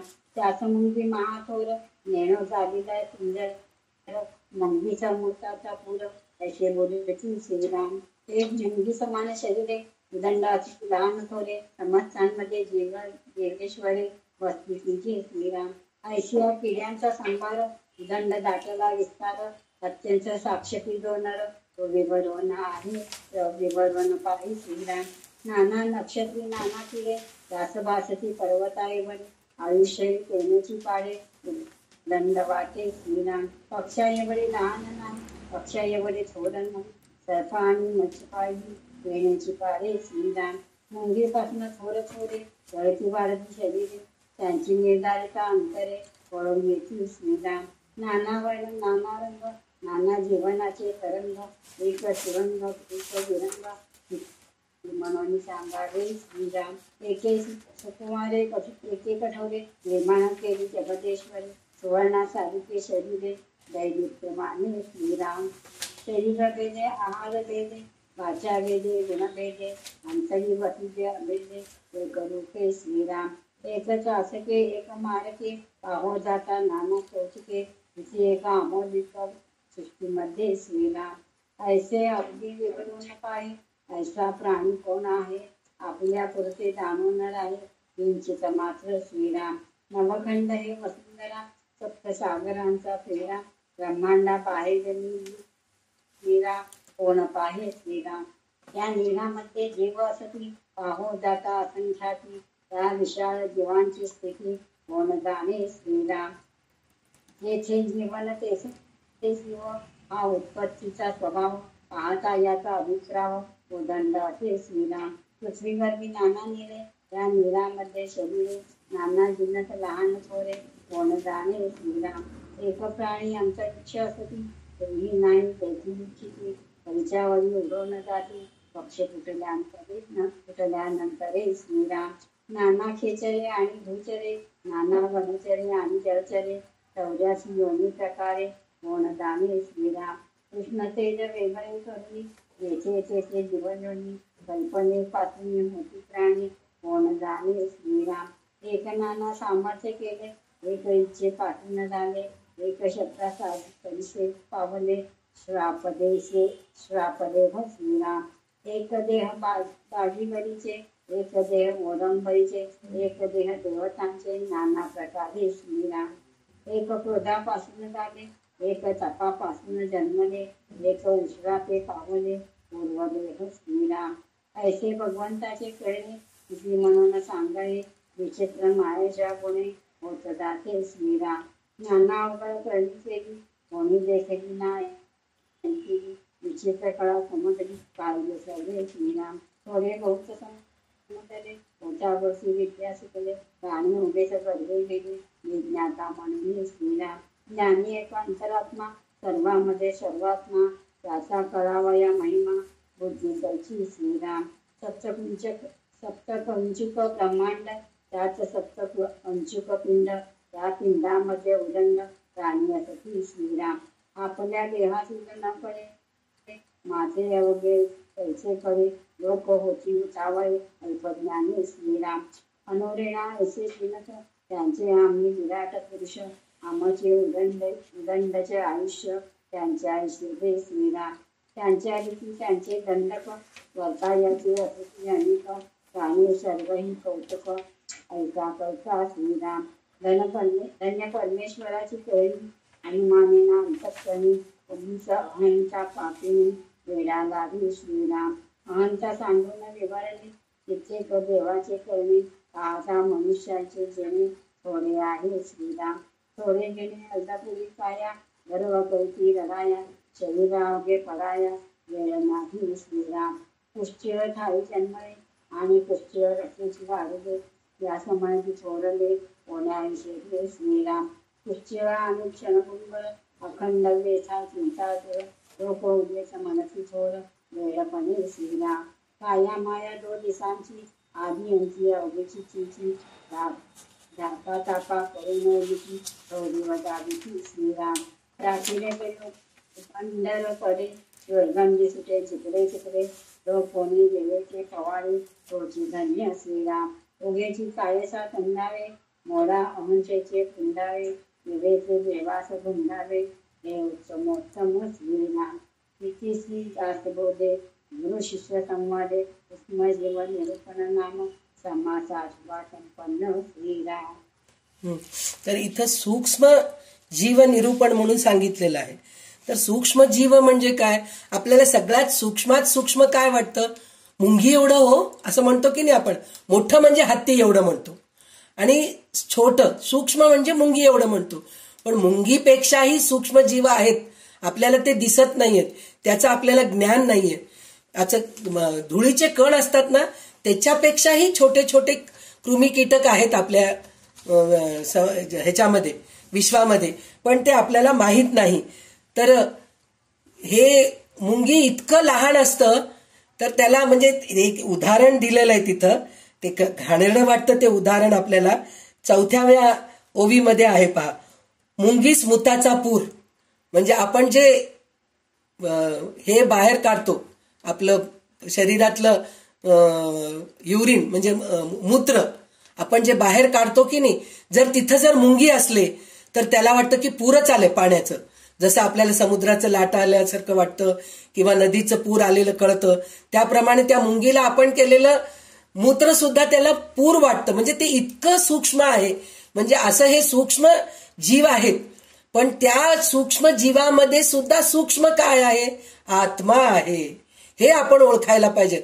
म्हणजे प्रत्येक इथं काय आत्मदशक म्हणून आपल्याला जे दिलेलं आहे की नाही, हे दशकाचंच नाव आपल्याला आत्मदशक दिलेलं आहे. म्हणजे चंचल नाही, स्थिर असलेलं आत्मा आहे, शाश्वत असलेलं आत्मा आहे, सूक्ष्म जीव आत्मा आहे, ऊर्ध्वगती आत्मा आहे. हे सगळं आपल्याला आत्मा आत्मा आत्मा समजून सांगत आहेत. तर हे आपल्याला कळून घेणं जरुरी आहे असं म्हणून सांगितलेलं आहे. तर आपल्याला वाटतं की म्हणजे हे सगळे सूक्ष्मजीव आपण बघतोय, हे सगळं म्हणजे हे सूक्ष्मजीव काय काय आहेत हे बरेच आपल्याला उदाहरण दिलेले आहेत. त्याच्यामध्ये सूक्ष्मजीवही दिलेत आणि मोठे मोठे पण दिलेले आहेत. कसं सांगितलेले आहेत? प्राण्यांचे नाना तऱ्हेचे रंग, निरनिराळे वर्ण, त्यांच्या जीवनाचे नाना तरंग किंवा हालचाली. काही प्राण्यांचे सुंदर रंग तर काही घाणेरडे असतात. काही किडे असतात त्याला पाहिलं की किळस येतात, बघावं वाटत नाही असं म्हणतो की नाही आपण, तसे किडे सुद्धा असतात. काही पक्ष्यांना, काही किड्यांना, तर काजवा आहे पा, काजव्याला बघितलं की किती आनंद वाटतो की नाही, रात्रीच्या वेळेस चमकतंय म्हणून वाटतंय असं असतं. काही फुलपाखरूंना बघितलं की किती छान वाटतंय. तेच काही जमिनीवर ते फिरणारे जे सरपटणारे जे असतात की नाही, गांडूळ म्हणतो आपण, किंवा असे ते सरपटणारे असतात ना मातीचे किडे वगैरे, त्याला बघितलं की आपल्याला कसं किळस येतं ना, तर तसे किडे सुद्धा असतात. अशी सगळी माहिती सांगणे शक्य नाही. म्हणजे इतके किडे आहेत, इतके पक्षी आहेत, इतके प्राणी आहेत, हे सगळं काही आपल्याला माहित नाही. आणि काही सोन्यासारखे चककतात, आपण म्हणतो ना गोल्डन फिश म्हणतो, सोन्यासारखे मासोळी असतात पहा, आपण आजकाल ॲक्वेरियम मध्ये वगैरे आपण ठेवतो ते, हे सगळं आहे. तर हे बहिरंगाचे अनेक भेद आढळले तरी प्रत्येक प्राण्यांच्या अंतर्यामी अंतरात्मा खेळतो तो सूक्ष्म आहे, हे आपण लक्ष द्यायला पाहिजे. माणूस विशाळ व अनंत जीवसृष्टीकडे पाहतच नाही, आपल्या पुरते पाहतो, जगतो. पृथ्वीवर, पाण्यात व आकाशात प्राणी आहेतच, परंतु कल्पनेने, शापाने व जादूने निर्माण केलेले प्राणी सुद्धा आहेत म्हणून म्हणतात. म्हणजे आपण कल्पनेने काही निर्माण केलेले असतो, म्हणजे आपण नाही, भगवंताने निर्माण केलेले आहेत. आणि काही उशापाने म्हणजे शाप देऊन काही प्राणी झालेले असतात. आता आपण भागवतामध्ये कितीतरी गोष्टी बघितलो, झाड झालेले असतात, कितीतरी गाढव झालेले आहेत, त्यांचा उद्धार केल्यानंतर त्यांचं राक्षस होतात, काही गायी झालेले आहेत, काही साप झालेले आहेत, असे सगळे आपल्याला हे दिसतं. म्हणजे काही शापानी उशापानी सुद्धा झालेले आहेत. आणि काही जादूने पण तयार झालेले आहेत. असे कितीतरी प्राणी आहेत. सगळं आपल्याला डोळ्याला दिसतंय, पण न दिसणारं सूक्ष्म जीव काय आहे, ते आत्मा आहे. हे आपण सतत कळून घ्यायला पाहिजे म्हणून सांगितलेलं आहे. 9 खंड मिळून पृथ्वीचा विस्तार आहे. 9 खंड आहेत आपले, त्याचा विस्तार आहे. तिच्या भोवती 7 समुद्राचा वेढा आहे. म्हणजे पाणी 1/4 पृथ्वी आहे, 3/4 पाणी आहे. त्या पाण्यामध्ये पण तितकेच किडे आहेत, जंतू आहेत, तितकेच जमिनीमध्ये सुद्धा आहेत. त्याचे सगळ्यांचे म्हणून 84 लक्ष योनी हे आहेत. आपण सगळं काही बघू शकतो का? नाही बघू शकत. तरी सुद्धा आपण काय बघायचं, त्या प्रत्येक जीवजंतूमध्ये सूक्ष्म काय आहे हे आपण बघायला पाहिजे. म्हणून आपल्याला याच्यामध्ये बरेच उदाहरण दिलेले आहेत. काय त्याच्यामध्ये त्यांनी एकच सांगितलेलं आहे. तर ह्याच्यामध्ये काही लोकांचं कसं होऊन जातं, हे सगळं ज्ञान त्याला मिळालेलं असतं, पण ते ज्ञान स्वतःच्या ऊर्ध्वगतीला जायसाठी म्हणून उपयोगाला आणत नाही. तो त्याच्या पोटा पाण्यासाठी म्हणून उपयोगाला आणतो. मी शिकलो ना, चला मी लोकांना शिकवतो, त्यांच्याकडून पैसे घेतो, म्हणजे मला पैशासाठी मी हे शिकलो असं तो समजतो. तर तो कधी ऊर्ध्वगतीला जात नाही. म्हणजे काय, एखाद्याला जर थोडाफार समजले, तो पोटा पाण्यापुरतं विद्या शिकला, तर माणसाला मी मोठा जाणता आहे असा उगीच गर्व चढतो. तो माणूस वाया जातो, म्हणजे अधोगतीला जातो. जगामध्ये अंतरात्मा तेवढाच एक खरा ज्ञानी आहे. तोच सर्वांच्या अंतर्यामी आत्मस्वरूप राहतो. त्याचा महिमा आकलन होण्या इतकी बुद्धी फारच क्वचित आढळते. म्हणजे हे क्वचित आढळते म्हणून म्हणलं तर हे सगळ्यांना कळतच नाही की हे आत्मा सगळ्यामध्ये एकच आहे. हे कळून घेतलो आणि त्याप्रमाणे जर आपण वागायला लागलो तर आपण अधोगतीला न जाता ऊर्ध्वगतीला जातो. हे सूक्ष्म काय आहे हे कळून घेणंच आपल्याला महत्वाचं आहे म्हणून सांगितलेलं आहे. परमेश्वराची करणी खरोखरच मोठी विस्मयकारक आहे. माणसाला आपल्या बुद्धीने तिची कल्पना करता येणे शक्य नाही. असे असून सुद्धा अहंता पापिणी माणसाला पछाडते, त्याला अगदी वेढून टाकते. आपली अहंता बाजूस सारून भगवंताच्या अनेक करणीचे मनन चिंतन करावे. माणसाचे आयुष्य फार अल्प आहे. आयुष्य अल्प आणि देह क्षणभंगूर असताना माणूस निष्कारण गर्व करतो. शरीर पडायला मुळीच वेळ लागत नाही. खरं तर शरीर पडायला वेळ लागतं. आत्ता मी बोलत आहे, पुढच्या क्षणाला काय होतं माहित आहे का? माहित नाही आपल्याला. त्याच्यामध्ये सांगितलेलं आहे ना, शंकराचार्यांचं भजगोविंद म्हणे डुक्रुम करणे म्हणून सांगितलेलं आहे. ते जो पंडित आहे तो वयाच्या 85-90 वर्षाच्या वेळेस व्याकरण शुद्ध राहायला पाहिजे याचा तो अभ्यास करत असतो. तर शंकराचार्यांना हसू येतं आणि जाऊन ते शंकराचार्य म्हणतात की काय करतोयस बाबा तू? तर तो म्हणतोय की आज मी चांगलं शिकलो तर उद्या मी अजून चांगल्या लोकांना मी शिकवू शकतो, त्याच्यासाठी मी व्याकरणाचा चांगला अभ्यास करतोय म्हणून तो म्हणतोय. तर तो विचार केलेला चुकीचं आहे असं म्हणायचं नाहीये शंकराचार्यांना, पण ते म्हणाले तू आतापर्यंत 85-90 वर्ष जिवंत राहिलास, ह्या क्षणामध्ये तुझं काय होणार आहे तुझं हे नाहीये. अजून पुढच्या पिढीला मी शिकवायचा प्रयत्न करतोय म्हणून विचार करतोयस, तर तुला एवढं कळतंय का की मी माझं आयुष्य किती आहे हेच तुला कळत नाही, तर त्याचा काय तू प्रयत्न करतोस? अरे मूर्खा, भज गोविंदम भज गोविंदम गोविंदम भज मूढमते. म्हणजे गोविंदाचं स्मरण कर, तू आत्म्याचं स्मरण कर, सूक्ष्म काय आहे त्या गोष्टीचा तू विचार कर. हे शंकराचार्य त्याला समजून सांगतात. तसंच आपल्याला पण हे विस्मरण होऊ देऊ नये. आत्मा हे सत्य आहे हे कळून घ्यायला पाहिजे. त्या सूक्ष्म जीवाकडे आपण लक्ष द्यायला पाहिजे. हे ह्या समासामध्ये आपल्याला समर्थ समजून सांगत आहेत. उगीच शब्द जालात गुरफटू नये. या अहंकाराचा पुंडपणा अगदी मोडून काढावा. विवेकाने भगवंताचा शोध घ्यावा. हे उत्तम आहे म्हणून शेवटच्या ओवीमध्ये आपल्याला सांगितलेलं आहे. म्हणजे काय, भगवंताचं विस्मरण होऊ देऊ नये. भज गोविंदम भज गोविंदम गोविंदम भज मूढमते. बाकी सगळं वेडपण आहे. म्हणजे बालावस्था क्रीडेमध्ये गेली, तरुणावस्था तरुणीमध्ये गेली आणि वृद्धावस्था चिंतामध्ये गेली. हे सगळं काही उपयोगाचं नाही. भज गोविंदम भज गोविंदम गोविंदम भज मूढमते. पैसा कमवण्यामध्ये वेळ घालवतोयस तू. पैसा आज आहे उद्या नाहीये. तर त्याच्यापेक्षा भज गोविंदम म्हणजे भज गोविंद म्हणजे भगवंताचं विस्मरण होऊ देऊ नकोस. परब्रह्माचं विस्मरण होऊ देऊ नकोस. मी आत्मस्वरूप आहे ह्याचं विस्मरण होऊ देऊ नकोस. विस्मरण कशाचं होऊ द्यायचं, तर मी देह आहे हे विस्मरण व्हायला पाहिजे. आणि हे जग पूर्ण नाशवंत आहे हे आपल्याला कळून घ्यायला पाहिजे. आणि सूक्ष्म काय आहे हे कळून घ्यायला पाहिजे. हे आपल्याला सूक्ष्म जीव निरूपण मध्ये हे कळालं. म्हणजे आत्मा काय आहे हेच कळून घ्यायला पाहिजे. हे आपल्याला हे आत्मदशकामध्ये समर्थ प्रत्येक समासामध्ये हे समजून सांगत आहे. पुन्हा इथं पिंडोत्पत्ती निरूपण म्हणून सांगितलेलं आहे. म्हणजे पिंडाची उत्पत्ती कशी झाली हे परत एकदा आपल्याला कळू दे. त्याचं कारण एकच आहे. दररोज जेवले तरी आपल्याला पुन्हा जेवावं वाटतं.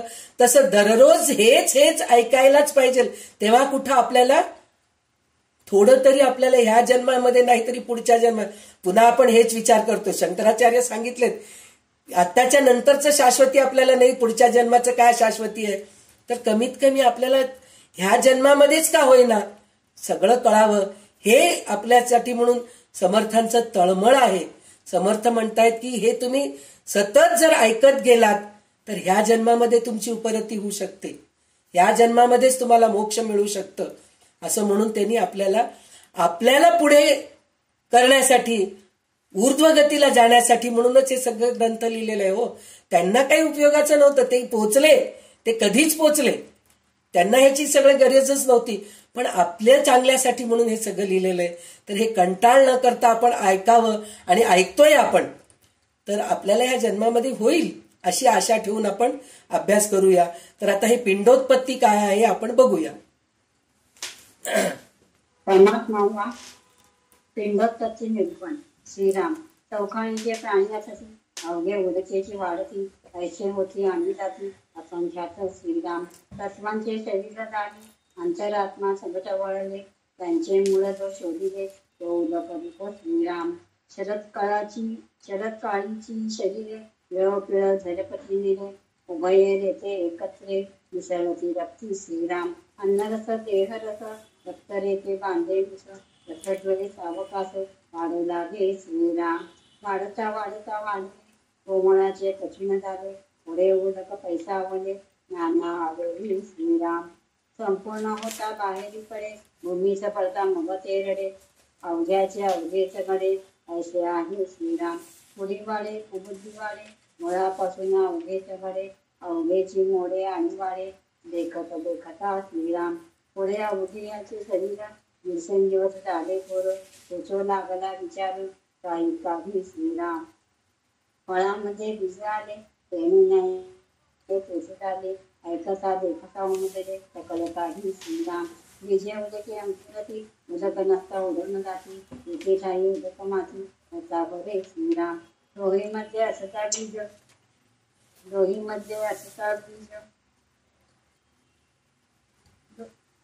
बीजोनी अंकुर सहज वाढता पुढे बीज उदंड आहे. श्रीराम तिकडे मुळ्या धावा घेती तिकडे अग्रे हेलावती मुळे अग्र पिढा होती बीजापासून. श्रीराम मुळ्या चालिल्या पाताळी अग्रे धावती अंतराळी नाना पत्रे पुष्पे फळी सबबली झाडे. श्रीराम फळांवरील सुमनी सुमनांवरील पाणी पानावरील अनुसंधानी काष्ट आवघी. श्रीराम काष्टवरील मुळ्या बारीक मया बळीले उदक आळून कौतुक हो मंडळाचे श्रीराम. याची असे आहे प्रचिती, तेव्हा सकळा वडिल जगती, जगती वडील मूर्ती आपण नारायणाची श्रीराम. तया वडील अग्निदेव, अग्निवडील वायुदेव, वायुदेवा वडील स्वभाव अंतरात्म्याचा श्रीराम. सकळा वडील अंतरात्मा, त्याची नेहमी तो दुरात्मा, दुरात्मा म्हणजे तुझी आत्मा, अंतरला तया श्रीराम. जवळ यात्रा चुकले, प्रत्ययाशी नाही सोपले, पूजेचे आले आणि गेले, देवाच करिता श्रीराम. म्हणून सकळा वडील देव, त्यासी होता अनन्य भाव, मग हे प्रकृतीचा स्वभाव, पाय तो लागे श्रीराम. कधी आपला व्यासंग, सदा नवे ध्यानभंग, बोलणे चालणे वेग, ओळखणे भी श्रीराम.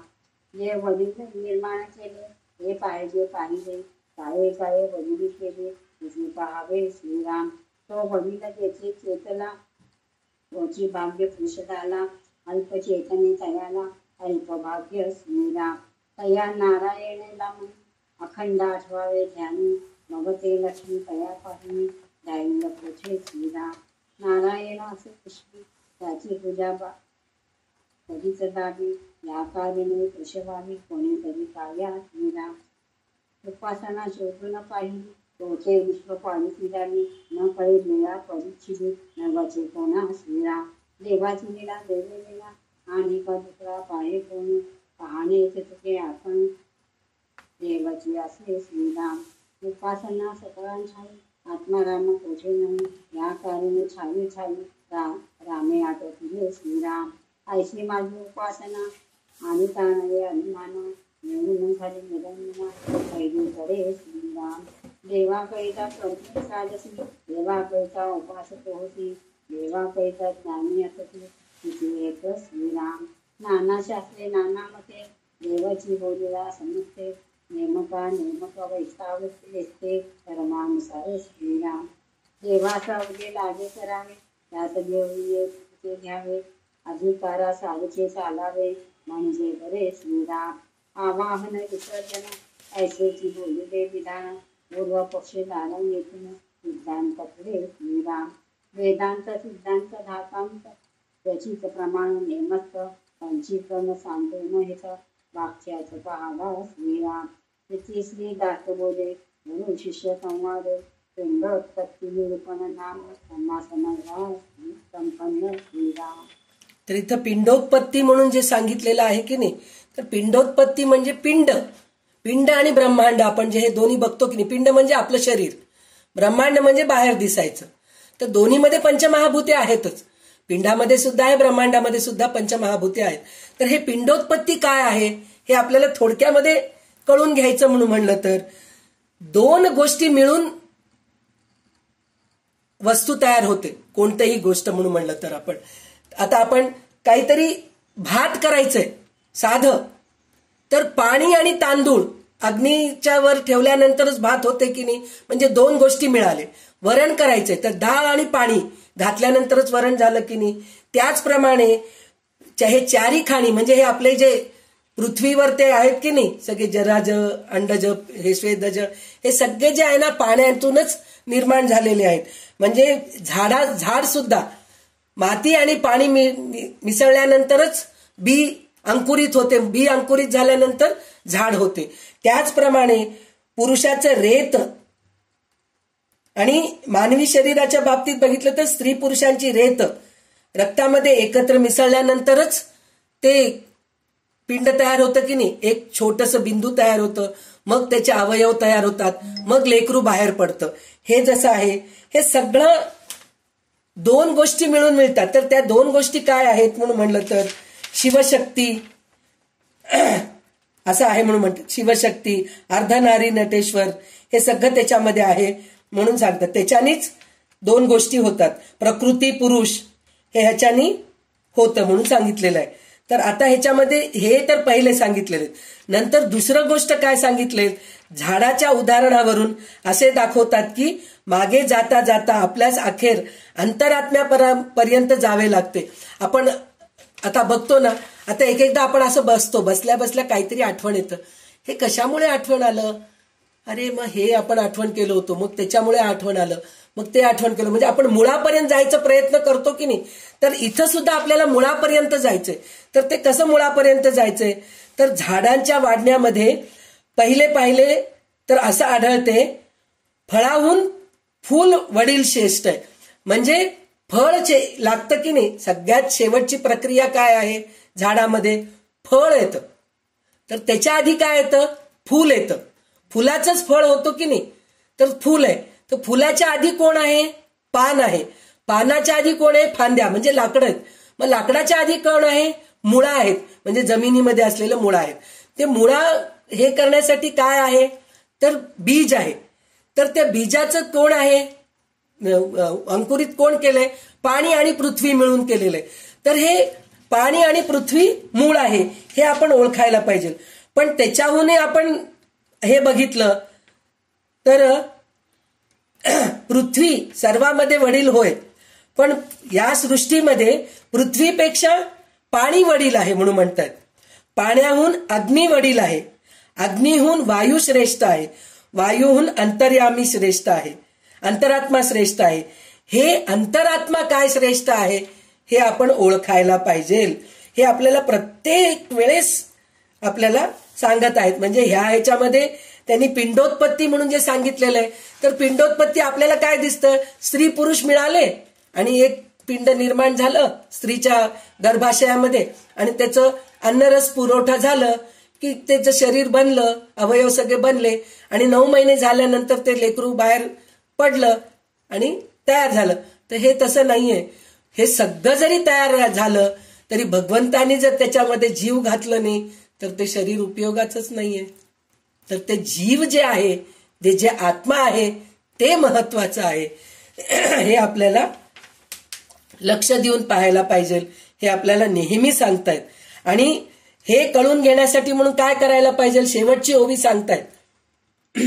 याच्यामध्ये अजून एक पण आहे, देवाकरिता कर्मे चालती, देवाकरिता उपासक होती, देवाकरिता ज्ञानी असती किती एक.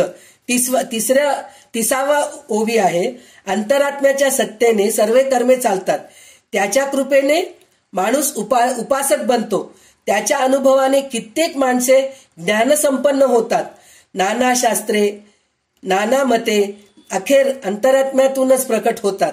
म्हणजे काय, आता आपण एका शाळेत जातो, शिकायला जातो, शिक्षक एकच आहे आपल्याला शिकवणारा, आणि शिष्य जे आहेत भरपूर आहेत, स्टुडंट्स आहेत वर्गामध्ये, पण सगळेजणी सगळं घेतात का, नाही घेत.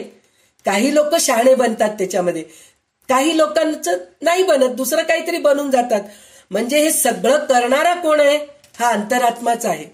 शहाणा बनवणारा, वेडा बनवणारा, बुद्धिभ्रष्ट करणारा, हे सगळं काही भगवंतच आहे.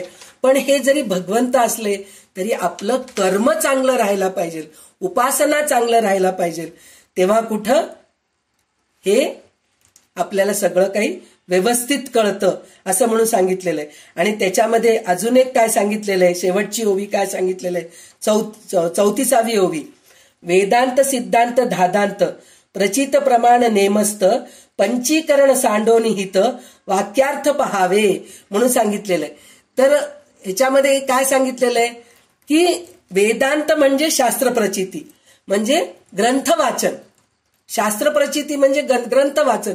पहिले आपल्याला काही नाही कळालं की आपण पुस्तक घेऊन बसतो, अरे हे काही कळत नाही बाबा, ह्या पुस्तकामध्ये हे मिळतं का, असं म्हणून आपण बघतो. तर ते पुस्तकामध्ये सापडलं नाही, मग त्यावेळेस आपल्याला असं वाटतं नाही आपण गुरुकडे जावं. ते सिद्धांत आहे, ते गुरु प्रचिती येते आपल्याला, म्हणजे गुरुकडून कळतं. नंतर काय धादांत, म्हणजे धादांत म्हणजे पक्क असलेलं, म्हणजे आपण धादांत खोटं बोलतीये असं म्हणतो की नाही आपण, म्हणजे धादांत म्हणजे पक्क, ते न हलणारं शाश्वत जे आहे त्याला धादांत म्हणतात. तर ते काय आहे, आत्मप्रचिती. आत्मप्रचिती घेणंच हे धादांत आहे म्हणून सांगितलेलं आहे. तर हे सगळं या तिन्ही प्रचितीमध्ये आत्मप्रचितीपणे निश्चितपणे मुख्य प्रमाण होय. पंचमहाभूतांचा अवाढव्य पसारा बाजूस सारावा आणि आपले आत्महित करून देणाऱ्या महावाक्याचा अर्थ पहावा. त्यावर मनन चिंतन करावं. महावाक्य कोणचे आहेत आपले, तर अहम ब्रह्मास्मी, तत्वमसी, अयम आत्मा ब्रह्म, हे अद्वैत सिद्धांत जे सगळे आहेत की नाही, प्रज्ञानम ब्रह्म म्हणून जे सगळं सांगितलेलं आहे ना, ह्या गोष्टीचं लक्ष द्यायचं. म्हणजे अहम ब्रह्मास्मी म्हणजे मी ब्रह्म वेगळं नाहीये, एकच आहोत, हे लक्ष द्यायला पाहिजे. तत्वमसी म्हणजे तो तूच आहेस, हे पण लक्ष द्यायला पाहिजे. अहम आत्मा ब्रह्म म्हणजे हा आत्मा जो आहे तो ब्रह्म आहे. म्हणजे शेवटी आपल्याला काय करायचंय, परब्रह्म ओळखायचंय. हेच आपल्याला ओळखून घेणं आहे. हे आपल्याला पिंडोत्पत्ती निरूपणामध्ये कळालेलं आहे. म्हणजे शिकतोय आपण. म्हणजे हे हळूहळू शिकत शिकत आपल्याला परब्रह्मापर्यंत पोहोचवण्यासाठी म्हणूनच समर्थ आपल्याला सारखं सारखं आपल्या डोक्यावर हातोडी घेऊन मारत आहेत. तर कंटाळा न करता आपण हे जर ऐकत गेलो तर आपल्याला पण आत्मप्रचिती येण्यास हे नाहीये. म्हणजे पक्क आपल्याला आत्मप्रचिती येते, हे पक्क आहे. म्हणजे धादांत आहे म्हणून इथं आपल्याला कळालेलं आहे. आता आपण ह्या दशकातला शेवटचा समास घेऊया आणि आपण इथेच थांबूया.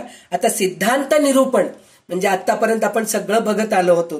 काय पिंडोत्पत्ती बघितलो, अधोगतीचं काय आहे बघितलो, सूक्ष्म निरूपण बघितलो, परत शाश्वत काय आहे बघितलो, चंचल काय आहेत बघितलो, माया निरूपण काय बघितलो. सगळं बघितल्यानंतर आता सिद्धांत म्हणजे शेवटी आपण सिद्धांत काय आहे बघून, म्हणजे सिद्धांतामध्ये गुरुप्रचिती, सिद्धांत म्हणजे गुरुप्रचिती आहे. तर सिद्धांत काय आहे, तर गुरु आपल्याला काय सांगतात हे आपण बघूया आणि आपण इथेच थांबूया. तर आता सिद्धांत प्रचिती, सिद्धांत निरूपण वाचावे म्हणतात. समास 10वा सिद्धांत निरूपण. श्रीराम. गगन या अवघेची होत जाते, गगनायचे खगेनाचे, निश्चय चंचल नानाचे, येणीची नाही श्रीराम. अंधार ताटला बळे, वाटे गगन झाले काळे, रवी पिणते केवळे, सेवेची वाटे श्रीराम. उदंड हिव जेव्हा पडिले, गमे गगन थंड झाले, उष्णदळेने वाळले, ऐसे वाटे श्रीराम. ऐसे जे काही वाटले, तेथे झाले आणि गेले, आकाशात आळसे तगले, हे तो घडे ना श्रीराम. उत्तम जाणिवेचा जिनस, समजून पाय सावकाश, निराभास ते आकाश, भास मिथ्या श्रीराम. उदक पसरे, वायू पसरे, आत्मा अत्यंतची पसरे, तत्वे तत्व अवघेची पसरे, अंतर्यामी श्रीराम. चळते आणि चळे ना ते, अंतर्य अवघेच कळते, विवरणेची निवळत ते, पाणी मात्र श्रीराम. विवरता शेवटी, निवृत्ती कधी अखंड द्वैती, दारी आणि कृती होणार नाही श्रीराम. येथे ज्ञानाचे होते विज्ञान आणि मनाचे होते उन्मन, तत्व निर्षज्ञ अनन्य वेगळेचे होते श्रीराम. वडिलास शोधून पाहिले, तो चंचलाचे निश्चळ झाले, देवभक्तपण दिले, ते छानी श्रीराम. खाव म्हणता पदार्थ नाही, पदार्थ मात्र मोहित नाही, जैसे तैसे बोलो काही, करावया श्रीराम. अज्ञानशक्ती निरसली, ज्ञानशक्ती मावळली, इतकी शून्य कैसी झाली, तिथली पहा श्रीराम. मुख्य शक्ती पाहतो ऐसा, नाही चंचळाचा वळसा, निवांत कैसा, निर्विकारी श्रीराम. चंचळाही विकारे वाजते, तो चंचलची जेथे आते, चंचल निश्चळ घनवटे, येतो घडना श्रीराम. महावाक्याचा विचारी, तेथे संशयाचा अधिकारी, तेथे संन्यासाचा अधिकारी, दैवी कृपेचा दोनरू, तोही निवरून पाहे श्रीराम. संन्यासी म्हणजे शरण्यासी, विचारवंत सर्व संन्यासी, आपली कणी आपणासी, निश्चयेसी श्रीराम.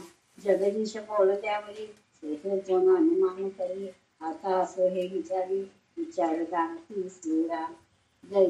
जे जे विचारी समजले, ते ते निसंग होऊन गेले, देहाभिमानी जे उरले, ते देहाभिमानी रक्षिती श्रीराम.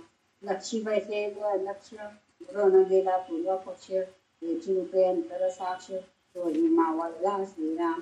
आकाश आणि पाताळ, दोन्ही नामे अंतराळ, आदिता दृश्याचे चरण, अखंड झाले श्रीराम.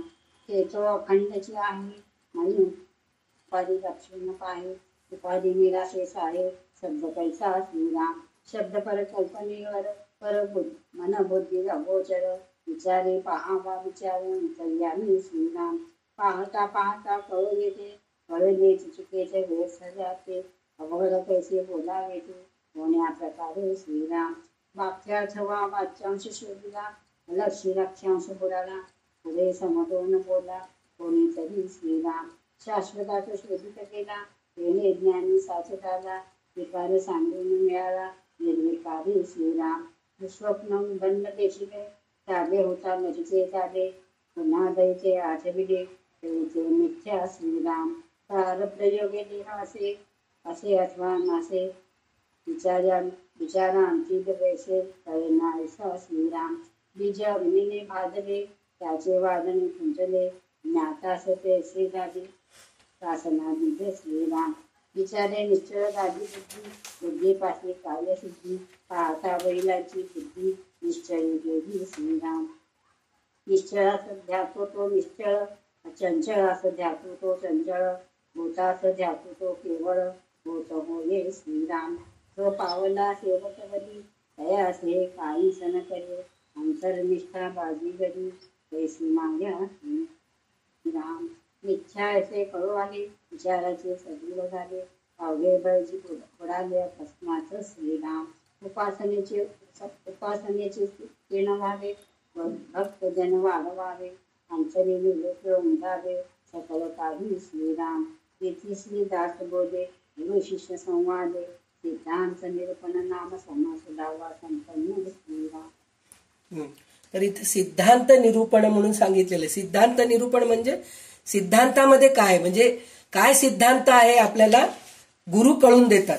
तर गुरु कसं कळून देतात तर आपल्याला साधना करायला सांगतात, उपासना करायला सांगतात, सांगून आपल्यामधलं जे 6 विकार जे आहेत ते सगळं आपल्यामधलं काढून टाकतात आणि आपल्याला संन्यासी वृत्ती आणून देतात. हे ह्या समासामध्ये सांगितलेलं आहे. तर त्याच्यामध्ये त्यांनी काय सांगितलेत की जे सद्गुरू असतात ते स्वतः मोठे उपासक असतात आणि प्रसंगी उपासनेचे महत्व सांगतात आणि त्या उपासना करत सांगत राहतात आणि ते स्वतः सुद्धा उपासना करत राहतात. परंतु ते लगेच उपासनेची मर्यादा प्रतिपादन केल्या वाचून राहत नाहीत. येथे असे आढळते. आणि गेल्या समासामध्ये काय सांगितलं होतं आपल्याला अंतरात्म्याचं म्हणजे पिंडोत्पत्ती कसं निर्माण होते आणि खरं सूक्ष्म काय आहे हे आपल्याला सगळं गेल्या ह्याच्यामध्ये सांगितलेलं आहे. परंतु हा सारा पूर्व पक्ष सिद्धांत पुढेच आहे असे सुचवले. म्हणजे सिद्धांतानीच हे सगळ्या गोष्टी कळतं म्हणून आपल्याला ह्या सिद्धांत निरूपणामध्ये सांगितलेले आहेत. या समासात सगळा अद्वैताचा अनुभव वर्णलेला आहे. म्हणजे अद्वैत काय म्हणजे शेवटी म्हणलं ना अहम ब्रह्मास्मी, मी आणि ब्रह्म वेगळे नाहीत, हेच कळून घ्यायचंय सिद्धांतामध्ये. हे आपल्याला समर्थ या समासामध्ये समजून सांगितलेले आहेत. आणि विवेकाने चंचल मागे टाकून निश्चळाची धारणा करावी. म्हणजे विवेक वापरा. आता आपण नेहमी म्हणतो की नाही स्वतःचा अनुभव घ्या, विवेक वापरा. विवेकच महत्वाचं आहे. कोणतं चांगलं आहे कोणतं चांगलं नाही हे आपल्याला कळतं की नाही. आता जसं म्हणतात डॉक्टर म्हणतात की नाही तुमचं तुम्हाला कळत नाही काय हो, तुम्ही काय खाल्लात ते तुम्हाला पचतं की नाही, आपल्यालाच कळतं की नाही. काही वर्षानंतर नाही हो मला ते आंबा खाल्लं ना की तोंडावर सगळे असे पिंपल्स येतात हो, घामगलंड येतात, मला ते आंबा जास्त खाऊ शकत नाही हो, मला आवडतं खूप पण मी नाही खाऊ शकत. म्हणजे हे तुला कळालंय. आंबा खाल्लं, लोणचं खाल्ले मी, लोणचं खाल्लं की मला पोट बिघडतं हो, मला मग दुसऱ्या दिवशी खूप डिहायड्रेशन होऊन जातं बॉडी, मी लोणचं खात नाही हो. मसाला खाल्लं की मला त्रास होतो, मला हे भाजी खाल्लं की त्रास होतो. हे सगळं कसं कळतं हे आपल्या अनुभवानेच कळतं की नाही. तर हे सगळं विवेकाने आपल्याला कळतं. तर हे विवेकच महत्वाचं आहे. म्हणून आपल्याला विवेकाने चंचल मागे टाकून द्यावं आणि निश्चळाची धारणा करावी. म्हणजे जे स्थिर आहे शाश्वत आहे त्याला आपण धरून राहावं म्हणून सांगितले. म्हणजे साधकाला आपल्या आतमध्ये आपोआप सगळे कळते, त्याच्या वृत्तीचे शोधन होत जाते आणि अखेर वृत्तीची निवृत्ती होते. म्हणजे आपल्यामध्ये जे नवीन नवीन वृत्ती निर्माण होत असतात की नाही ते कमी कमी होत जातं. वृत्ती निर्माण होणं म्हणजे काय, हे करू का ते करू का, हे केलं तर चांगलंय का ते केलं तर चांगलंय का, हे काही राहत नाही. चाललंय होऊ लागले काम, त्या आपण झालं तरी दुःख करायचं नाही, नाही झालं तरी दुःख हे करायचं नाही. म्हणून ह्या वृत्तीमध्ये आपण होऊन जातो. म्हणजे आपली निवृत्ती होते. वृत्तीची निवृत्ती होऊन जाते म्हणून सांगते. प्रथम अज्ञान जाऊन ज्ञान येते, मग ज्ञानाचे विज्ञान बनते. ज्ञानाचे विज्ञान बनते म्हणजे वेदांच्या पुढची गोष्ट सुद्धा आपल्याला कळायला लागतं. तेथे निरंजनाची अखंड भेट होते, म्हणजे जे परब्रह्म आहे त्याची भेट होते. अंतरात्म्याचा शोध करता करता चंचल निश्चळ बनते, म्हणजे आपण सत्य काय आहे हे शोधत बसलो तर आपलं वृत्ती स्थिर होते, चंचल वृत्ती निघून जाते, म्हणजे वृत्ती शून्य अवस्था येते, म्हणजेच मनाचे उन्मन होते. देव भक्त उरत नाहीत, म्हणजे देव वेगळा आणि मी वेगळं हे उरत नाही. चंचलात राहणारा साधक चंचल हाताशी धरूनच साधन करतो, म्हणून चंचलाच्या चक्रातून बाहेर पडणे त्याला दुरापास्त होते. म्हणजे आपण चंचल गोष्टीला धरूनच आपण उपासना करतो. चंचल गोष्टी म्हणजे आता उपासना करणं म्हणजे काय, स्तोत्र म्हणणं, स्तुती करणं, भगवंताची पूजा करणं किंवा नाम जप करणं, माळ असं आपण हे करत राहतो की नाही, असं असं असं करून करत राहतो, म्हणजे ही चंचल वृत्तीच आहे आपली. तर हे चंचल वृत्ती पण निघून जाते. नंतर काय होतं, आपण नाम जपाची शेवटची स्टेज काय, नाम जप. आता आपल्याला देवपूजाची गरज नाहीये, स्तोत्र म्हणायची गरज नाही, काही नाही, सतत नाम जप होतंय हो माझं. आता मी सगळ्या गोष्टीतून बाहेर पडले पा, मला आता काही देवपूजा करणं जमत नाहीये, मला काही स्तोत्र म्हणणं जमत नाही, मी फक्त नाम जप करतेय म्हणून म्हणतो आपण. तर नाम जप सुद्धा शेवटी आपण माळ सोडून देतो, म्हणजे ते सुद्धा निघून जातं. नंतर आपण मुखाने म्हणायचं पण सोडून देतो, नाम जप करायचं, ते आतोआत होत राहते, म्हणजे अजपाजप होत राहते. म्हणजे ही स्थिती जी येते की नाही, ते वृत्ती शून्य होऊन शून्य अवस्था येते, म्हणजे मनाचे उन्मन होते. ते देवभक्त उरत नाही, चंचल राहणारा दुरापास्त होतो. अशा वेळी सद्गुरू त्याच्यावर शक्तिपात करतो, चंचलाच्या प्रवाहातून बाहेर पडण्याची सोय करतो. म्हणजे ही स्थिती आल्यानंतर गुरु अजूनही मदत करतात, आपल्याला मदत करून त्याच्यातून सुद्धा बाहेर पडून सगळं काही आपल्याला काम, क्रोध, लोभ, मोह वगैरे 6 विकार टाकून जो आत्मानात्म विचारात राहतो तो संन्यासी समजावा. म्हणजे त्यावेळेस आपण संन्यासी बनतो. नुसतं भगवं वस्त्र घातलं, गळ्यात रुद्राक्षाची माळ घातले, कपाळाला भस्म लावलं, हातामध्ये कमंडलू घेतलं आणि हातात काठी घालून दंडधारी बनलो म्हणजे संन्यासी नाही. हे सगळे विकार निघून जाऊन भगवंताची एकरूप होणे म्हणजेच संन्यासी होतो. तर हे सगळं होतो, म्हणून साधकाने शाश्वताचा शोध करावा. तो करताना शब्द, कल्पना, मन, बुद्धी याच्या पलीकडे जावे. तेथे निरंजनाची गाठ पडून तो ज्ञानी बनतो, निर्विकार होतो. त्याच्या वासनेचे बीज गळून जाते व त्याचे देह प्रारब्धाने चालतो. म्हणजे वासनेचे बीज म्हणजे आपण वासनेचे बीज पुरूनच आपण पुनर्जन्म घेतो. म्हणजे आपली जी वासना आहे ती वासनामुळेच आपल्याला पुनर्जन्म मिळतं. म्हणजे मरायच्या अगोदर आपले जे वासना आहे त्याचे बीज आपण या जन्मामध्ये पुरतो, ते पुढच्या जन्मी आपल्याला झाड म्हणून पुनर्जन्म मिळतं आपल्याला. तर ते बीजच गळून जातं. भर्जनम भव बीजानाम अर्जनम सुख संपदाम तर्जनम यमदूतानाम राम रामेती गर्जनम. म्हणजे बीज भाजून टाकावं आपण. म्हणजे काय, बीज भाजून आपण जमिनीमध्ये पुरवलो तर झाड येतं का, नाही येत. तर त्याचप्रमाणे आपलं जे वासनांचं बीज आहे की नाही त्याचं भर्जन करायला पाहिजे. भर्जनम भव बीजानाम म्हणजे बीजाचं आपण भाजून टाकावं, म्हणलं तर पुन्हा पुनर्जन्म येत नाही म्हणून सांगितलेलं आहे. त्याच्या वासनाचे बीज गळून जाते व त्याचा देह प्रारब्धाने चालतो. दृश्य नाहीसे होत नाही, त्याच्या मिथ्या पण तेवढे निश्चयाने कळते. ज्ञानी माणसाने जगामध्ये भक्तीचा प्रसार करून उपासनेचे ऋण फेडावे. म्हणजे असं आपण करून दुसऱ्यांचं सुद्धा बीज भाजायचं शक्ती आपल्यामध्ये आणून तयार व्हायला पाहिजे. हे आपल्याला ह्या दशक समासामध्ये समर्थ रामदास स्वामी सांगितलेले आहेत. तर हे दृश्य सारे मिथ्या आहे असे प्रथम कळते. म्हणजे पुन्हा एकदा मी हे सांगतेय. मग सतत चिंतनाने ते मनामध्ये अगदी घट्टपणे स्थिर होते. अशा रीतीने दृश्याचे मिथ्यापण अंतरी स्थिर झाले की एकाएकी भय समूळ नाश होते. म्हणजे हे सगळं मिथ्या आहे कळालं म्हणलं तर आपल्याला भीती राहत नाही. म्हणजे आपलं भविष्य काय, भूतकाळाची आठवण येत नाही. आपण सतत वर्तमान काळामध्ये राहतो. ज्या उपासनेने साधक ब्रह्मज्ञानापर्यंत पोहोचतो त्याचे ऋण फेडणे आवश्यक असते. जगाच्या भक्तीचा प्रसार करून ते ऋण ज्ञानी माणसाने फेडावे. म्हणजे जगात भक्तीचा प्रचार करावा म्हणजे हेच प्रचार करावं की शाश्वत काय आहे, स्थिर काय आहे, ब्रह्म काय आहे, सत्य काय आहे, हे आपण स्वतः कळून घ्यायला पाहिजे आणि बाकीच्या 4 लोकांना कळवून ह्या जन्माचं ऋण फेडावं म्हणून सांगितलं. म्हणजे आपण जन्माला आलो तर ऋण फेडायचं. आपण म्हणतो मातृऋण, पितृऋण किंवा आपण केलेले ऋण फेडून जावं, हे तर आहेच आहे, हे तर फेडावंच लागतं, प्रश्नच नाही. पण जन्माला आलेले जे ऋण आहेत ते फेडायला पाहिजे. ते ऋण काय, कसं फेडू शकतो आपण, तर आपण शहाणे होऊन दुसऱ्यांना शहाणं करावं, तर हे आपल्याकडून ऋण फेडलं जातं म्हणून सांगितलेलं आहे. अंतर्यामी विवेक करून सगळे काही बरोबर समजलेले असावे. वास्तविक मनुष्य ब्रह्मज्ञानी झाला म्हणजे त्यास कोणताही विधी निषेध उरत नाही, तो पूर्णतया स्वतंत्र असतो असे झाडून सारे शास्त्रकार सांगतात. असे असून देखील श्री समर्थ म्हणतात की ज्ञानी पुरुषाने उपासनेच्या उपकाराची फेड करावी. म्हणजे उपासना आपण जे केलो की नाही त्याचं सुद्धा फेड करावं म्हणून सांगितले. हा एक विधीच आहे. हेच तर मराठी संतांचे मोठे वैशिष्ट्य आहे.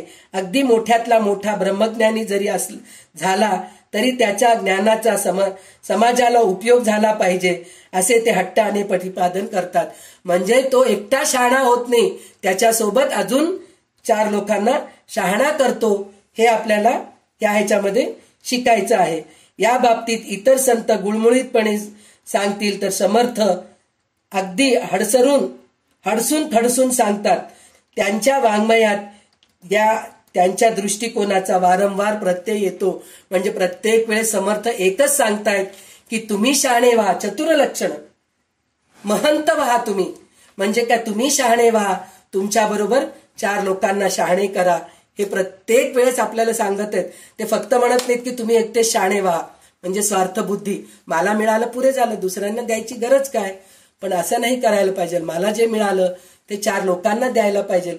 मला आंबा आवडलाय तर आपण घरात म्हणतो, आता आपण एक आंबा चिरतो घरामध्ये, 1-2 किलो आंबे आणले म्हणजे 5-6 आंबे आपल्या घरामध्ये आहेत, त्याच्यामधले एक आंबा चिरतो आपण. तर आंबट निघालं समजा तर आपण म्हणतो हे बघ हे आंबट आहे, खाऊन बघ, असं म्हणतो का, नाही म्हणत. पण गोड आंबा निघाला की आपण काय करतो, बघ किती गोड आहे, एक फोड खाऊन बघ किती गोड आहे बघ, असं म्हणतो की नाही. त्याचप्रमाणे आपल्याला जे चांगल्या गोष्टी कळालेल्या आहेत, जे आपल्याला चांगलं ज्ञान झालेले आहे ते 4 लोकांना वाटायचं, ही वृत्ती आपल्यामध्ये आणायला पाहिजे, हे करायला पाहिजे. हे प्रत्येक वेळेस आपल्याला समर्थ सांगतायत. तर आता आपण हे आत्मदशक मध्ये हे सगळं काही शिकलो. म्हणजे आत्मा काय आहे, सत्य काय आहे, शाश्वत काय आहे, हे सगळं आपण ह्याच्यामध्ये शिकलेलो आहोत. तर ह्याच शिकत आपण पुढे जाऊया आणि प्रयत्न हे करू, कारण समर्थ आपल्या पाठीशी आहेत. तर मोक्षापर्यंत जायचा आपण प्रयत्न करूया. मोक्ष नाही तर नाही, कमीत कमी चांगली गती तरी मिळू दे देवा. पुढच्या जन्मी क्रिमीकृतकाच्या योनीमध्ये गेल्यापेक्षा पुन्हा माणसाचाच जन्म येऊ दे, आणि माणसाचा जन्म आला तरीही तुझंच नामस्मरण माझ्या मुखामध्ये राहू दे. हे असं आपण जर साधना करत राहिलो, प्रार्थना करत राहिलो, आपल्याला ते मकरंद बुवांचं प्रार्थना किती सुंदर आहे. प्रार्थना देवा तुलाही, तू सदा जवळी राहा, मी जिथे जाईन तेथे प्रेमदृष्टीने पहा. हीच प्रार्थना आपण सकाळी उठल्यापासून जर म्हणत गेलो तर भगवंत आपल्यावर पक्क कृपा करेल आणि आत्मच स्वरूप होऊन जाऊ आपण. आणि ह्या जन्मीच आपल्याला प्रचिती येईल, साक्षात्कार होईल, आत्मदर्शन होईल, हे सगळं काही होईल. तर याच प्रयत्नामध्ये आपण अजून पुढे जाऊया. तर असं करत करत आपण 15 दशक अभ्यास केलेले आहोत. आता फक्त 5च दशक उरलेले आहेत, ते पण आपण हळूहळू शिकत पुढे जाऊया. तर आज आपण इथेच थांबूया आणि हे काय म्हणतात त्याला, कल्याणकरी रामराय आहे, विमलताई म्हणतील आता, आणि आपण थांबूया. जय जय रघुवीर समर्थ. कल्याण करी राम राया, राम राया कल्याण करी राम राया.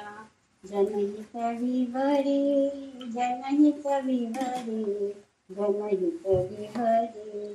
कल्याण करी राम राया, राम राया कल्याण करी राम राया.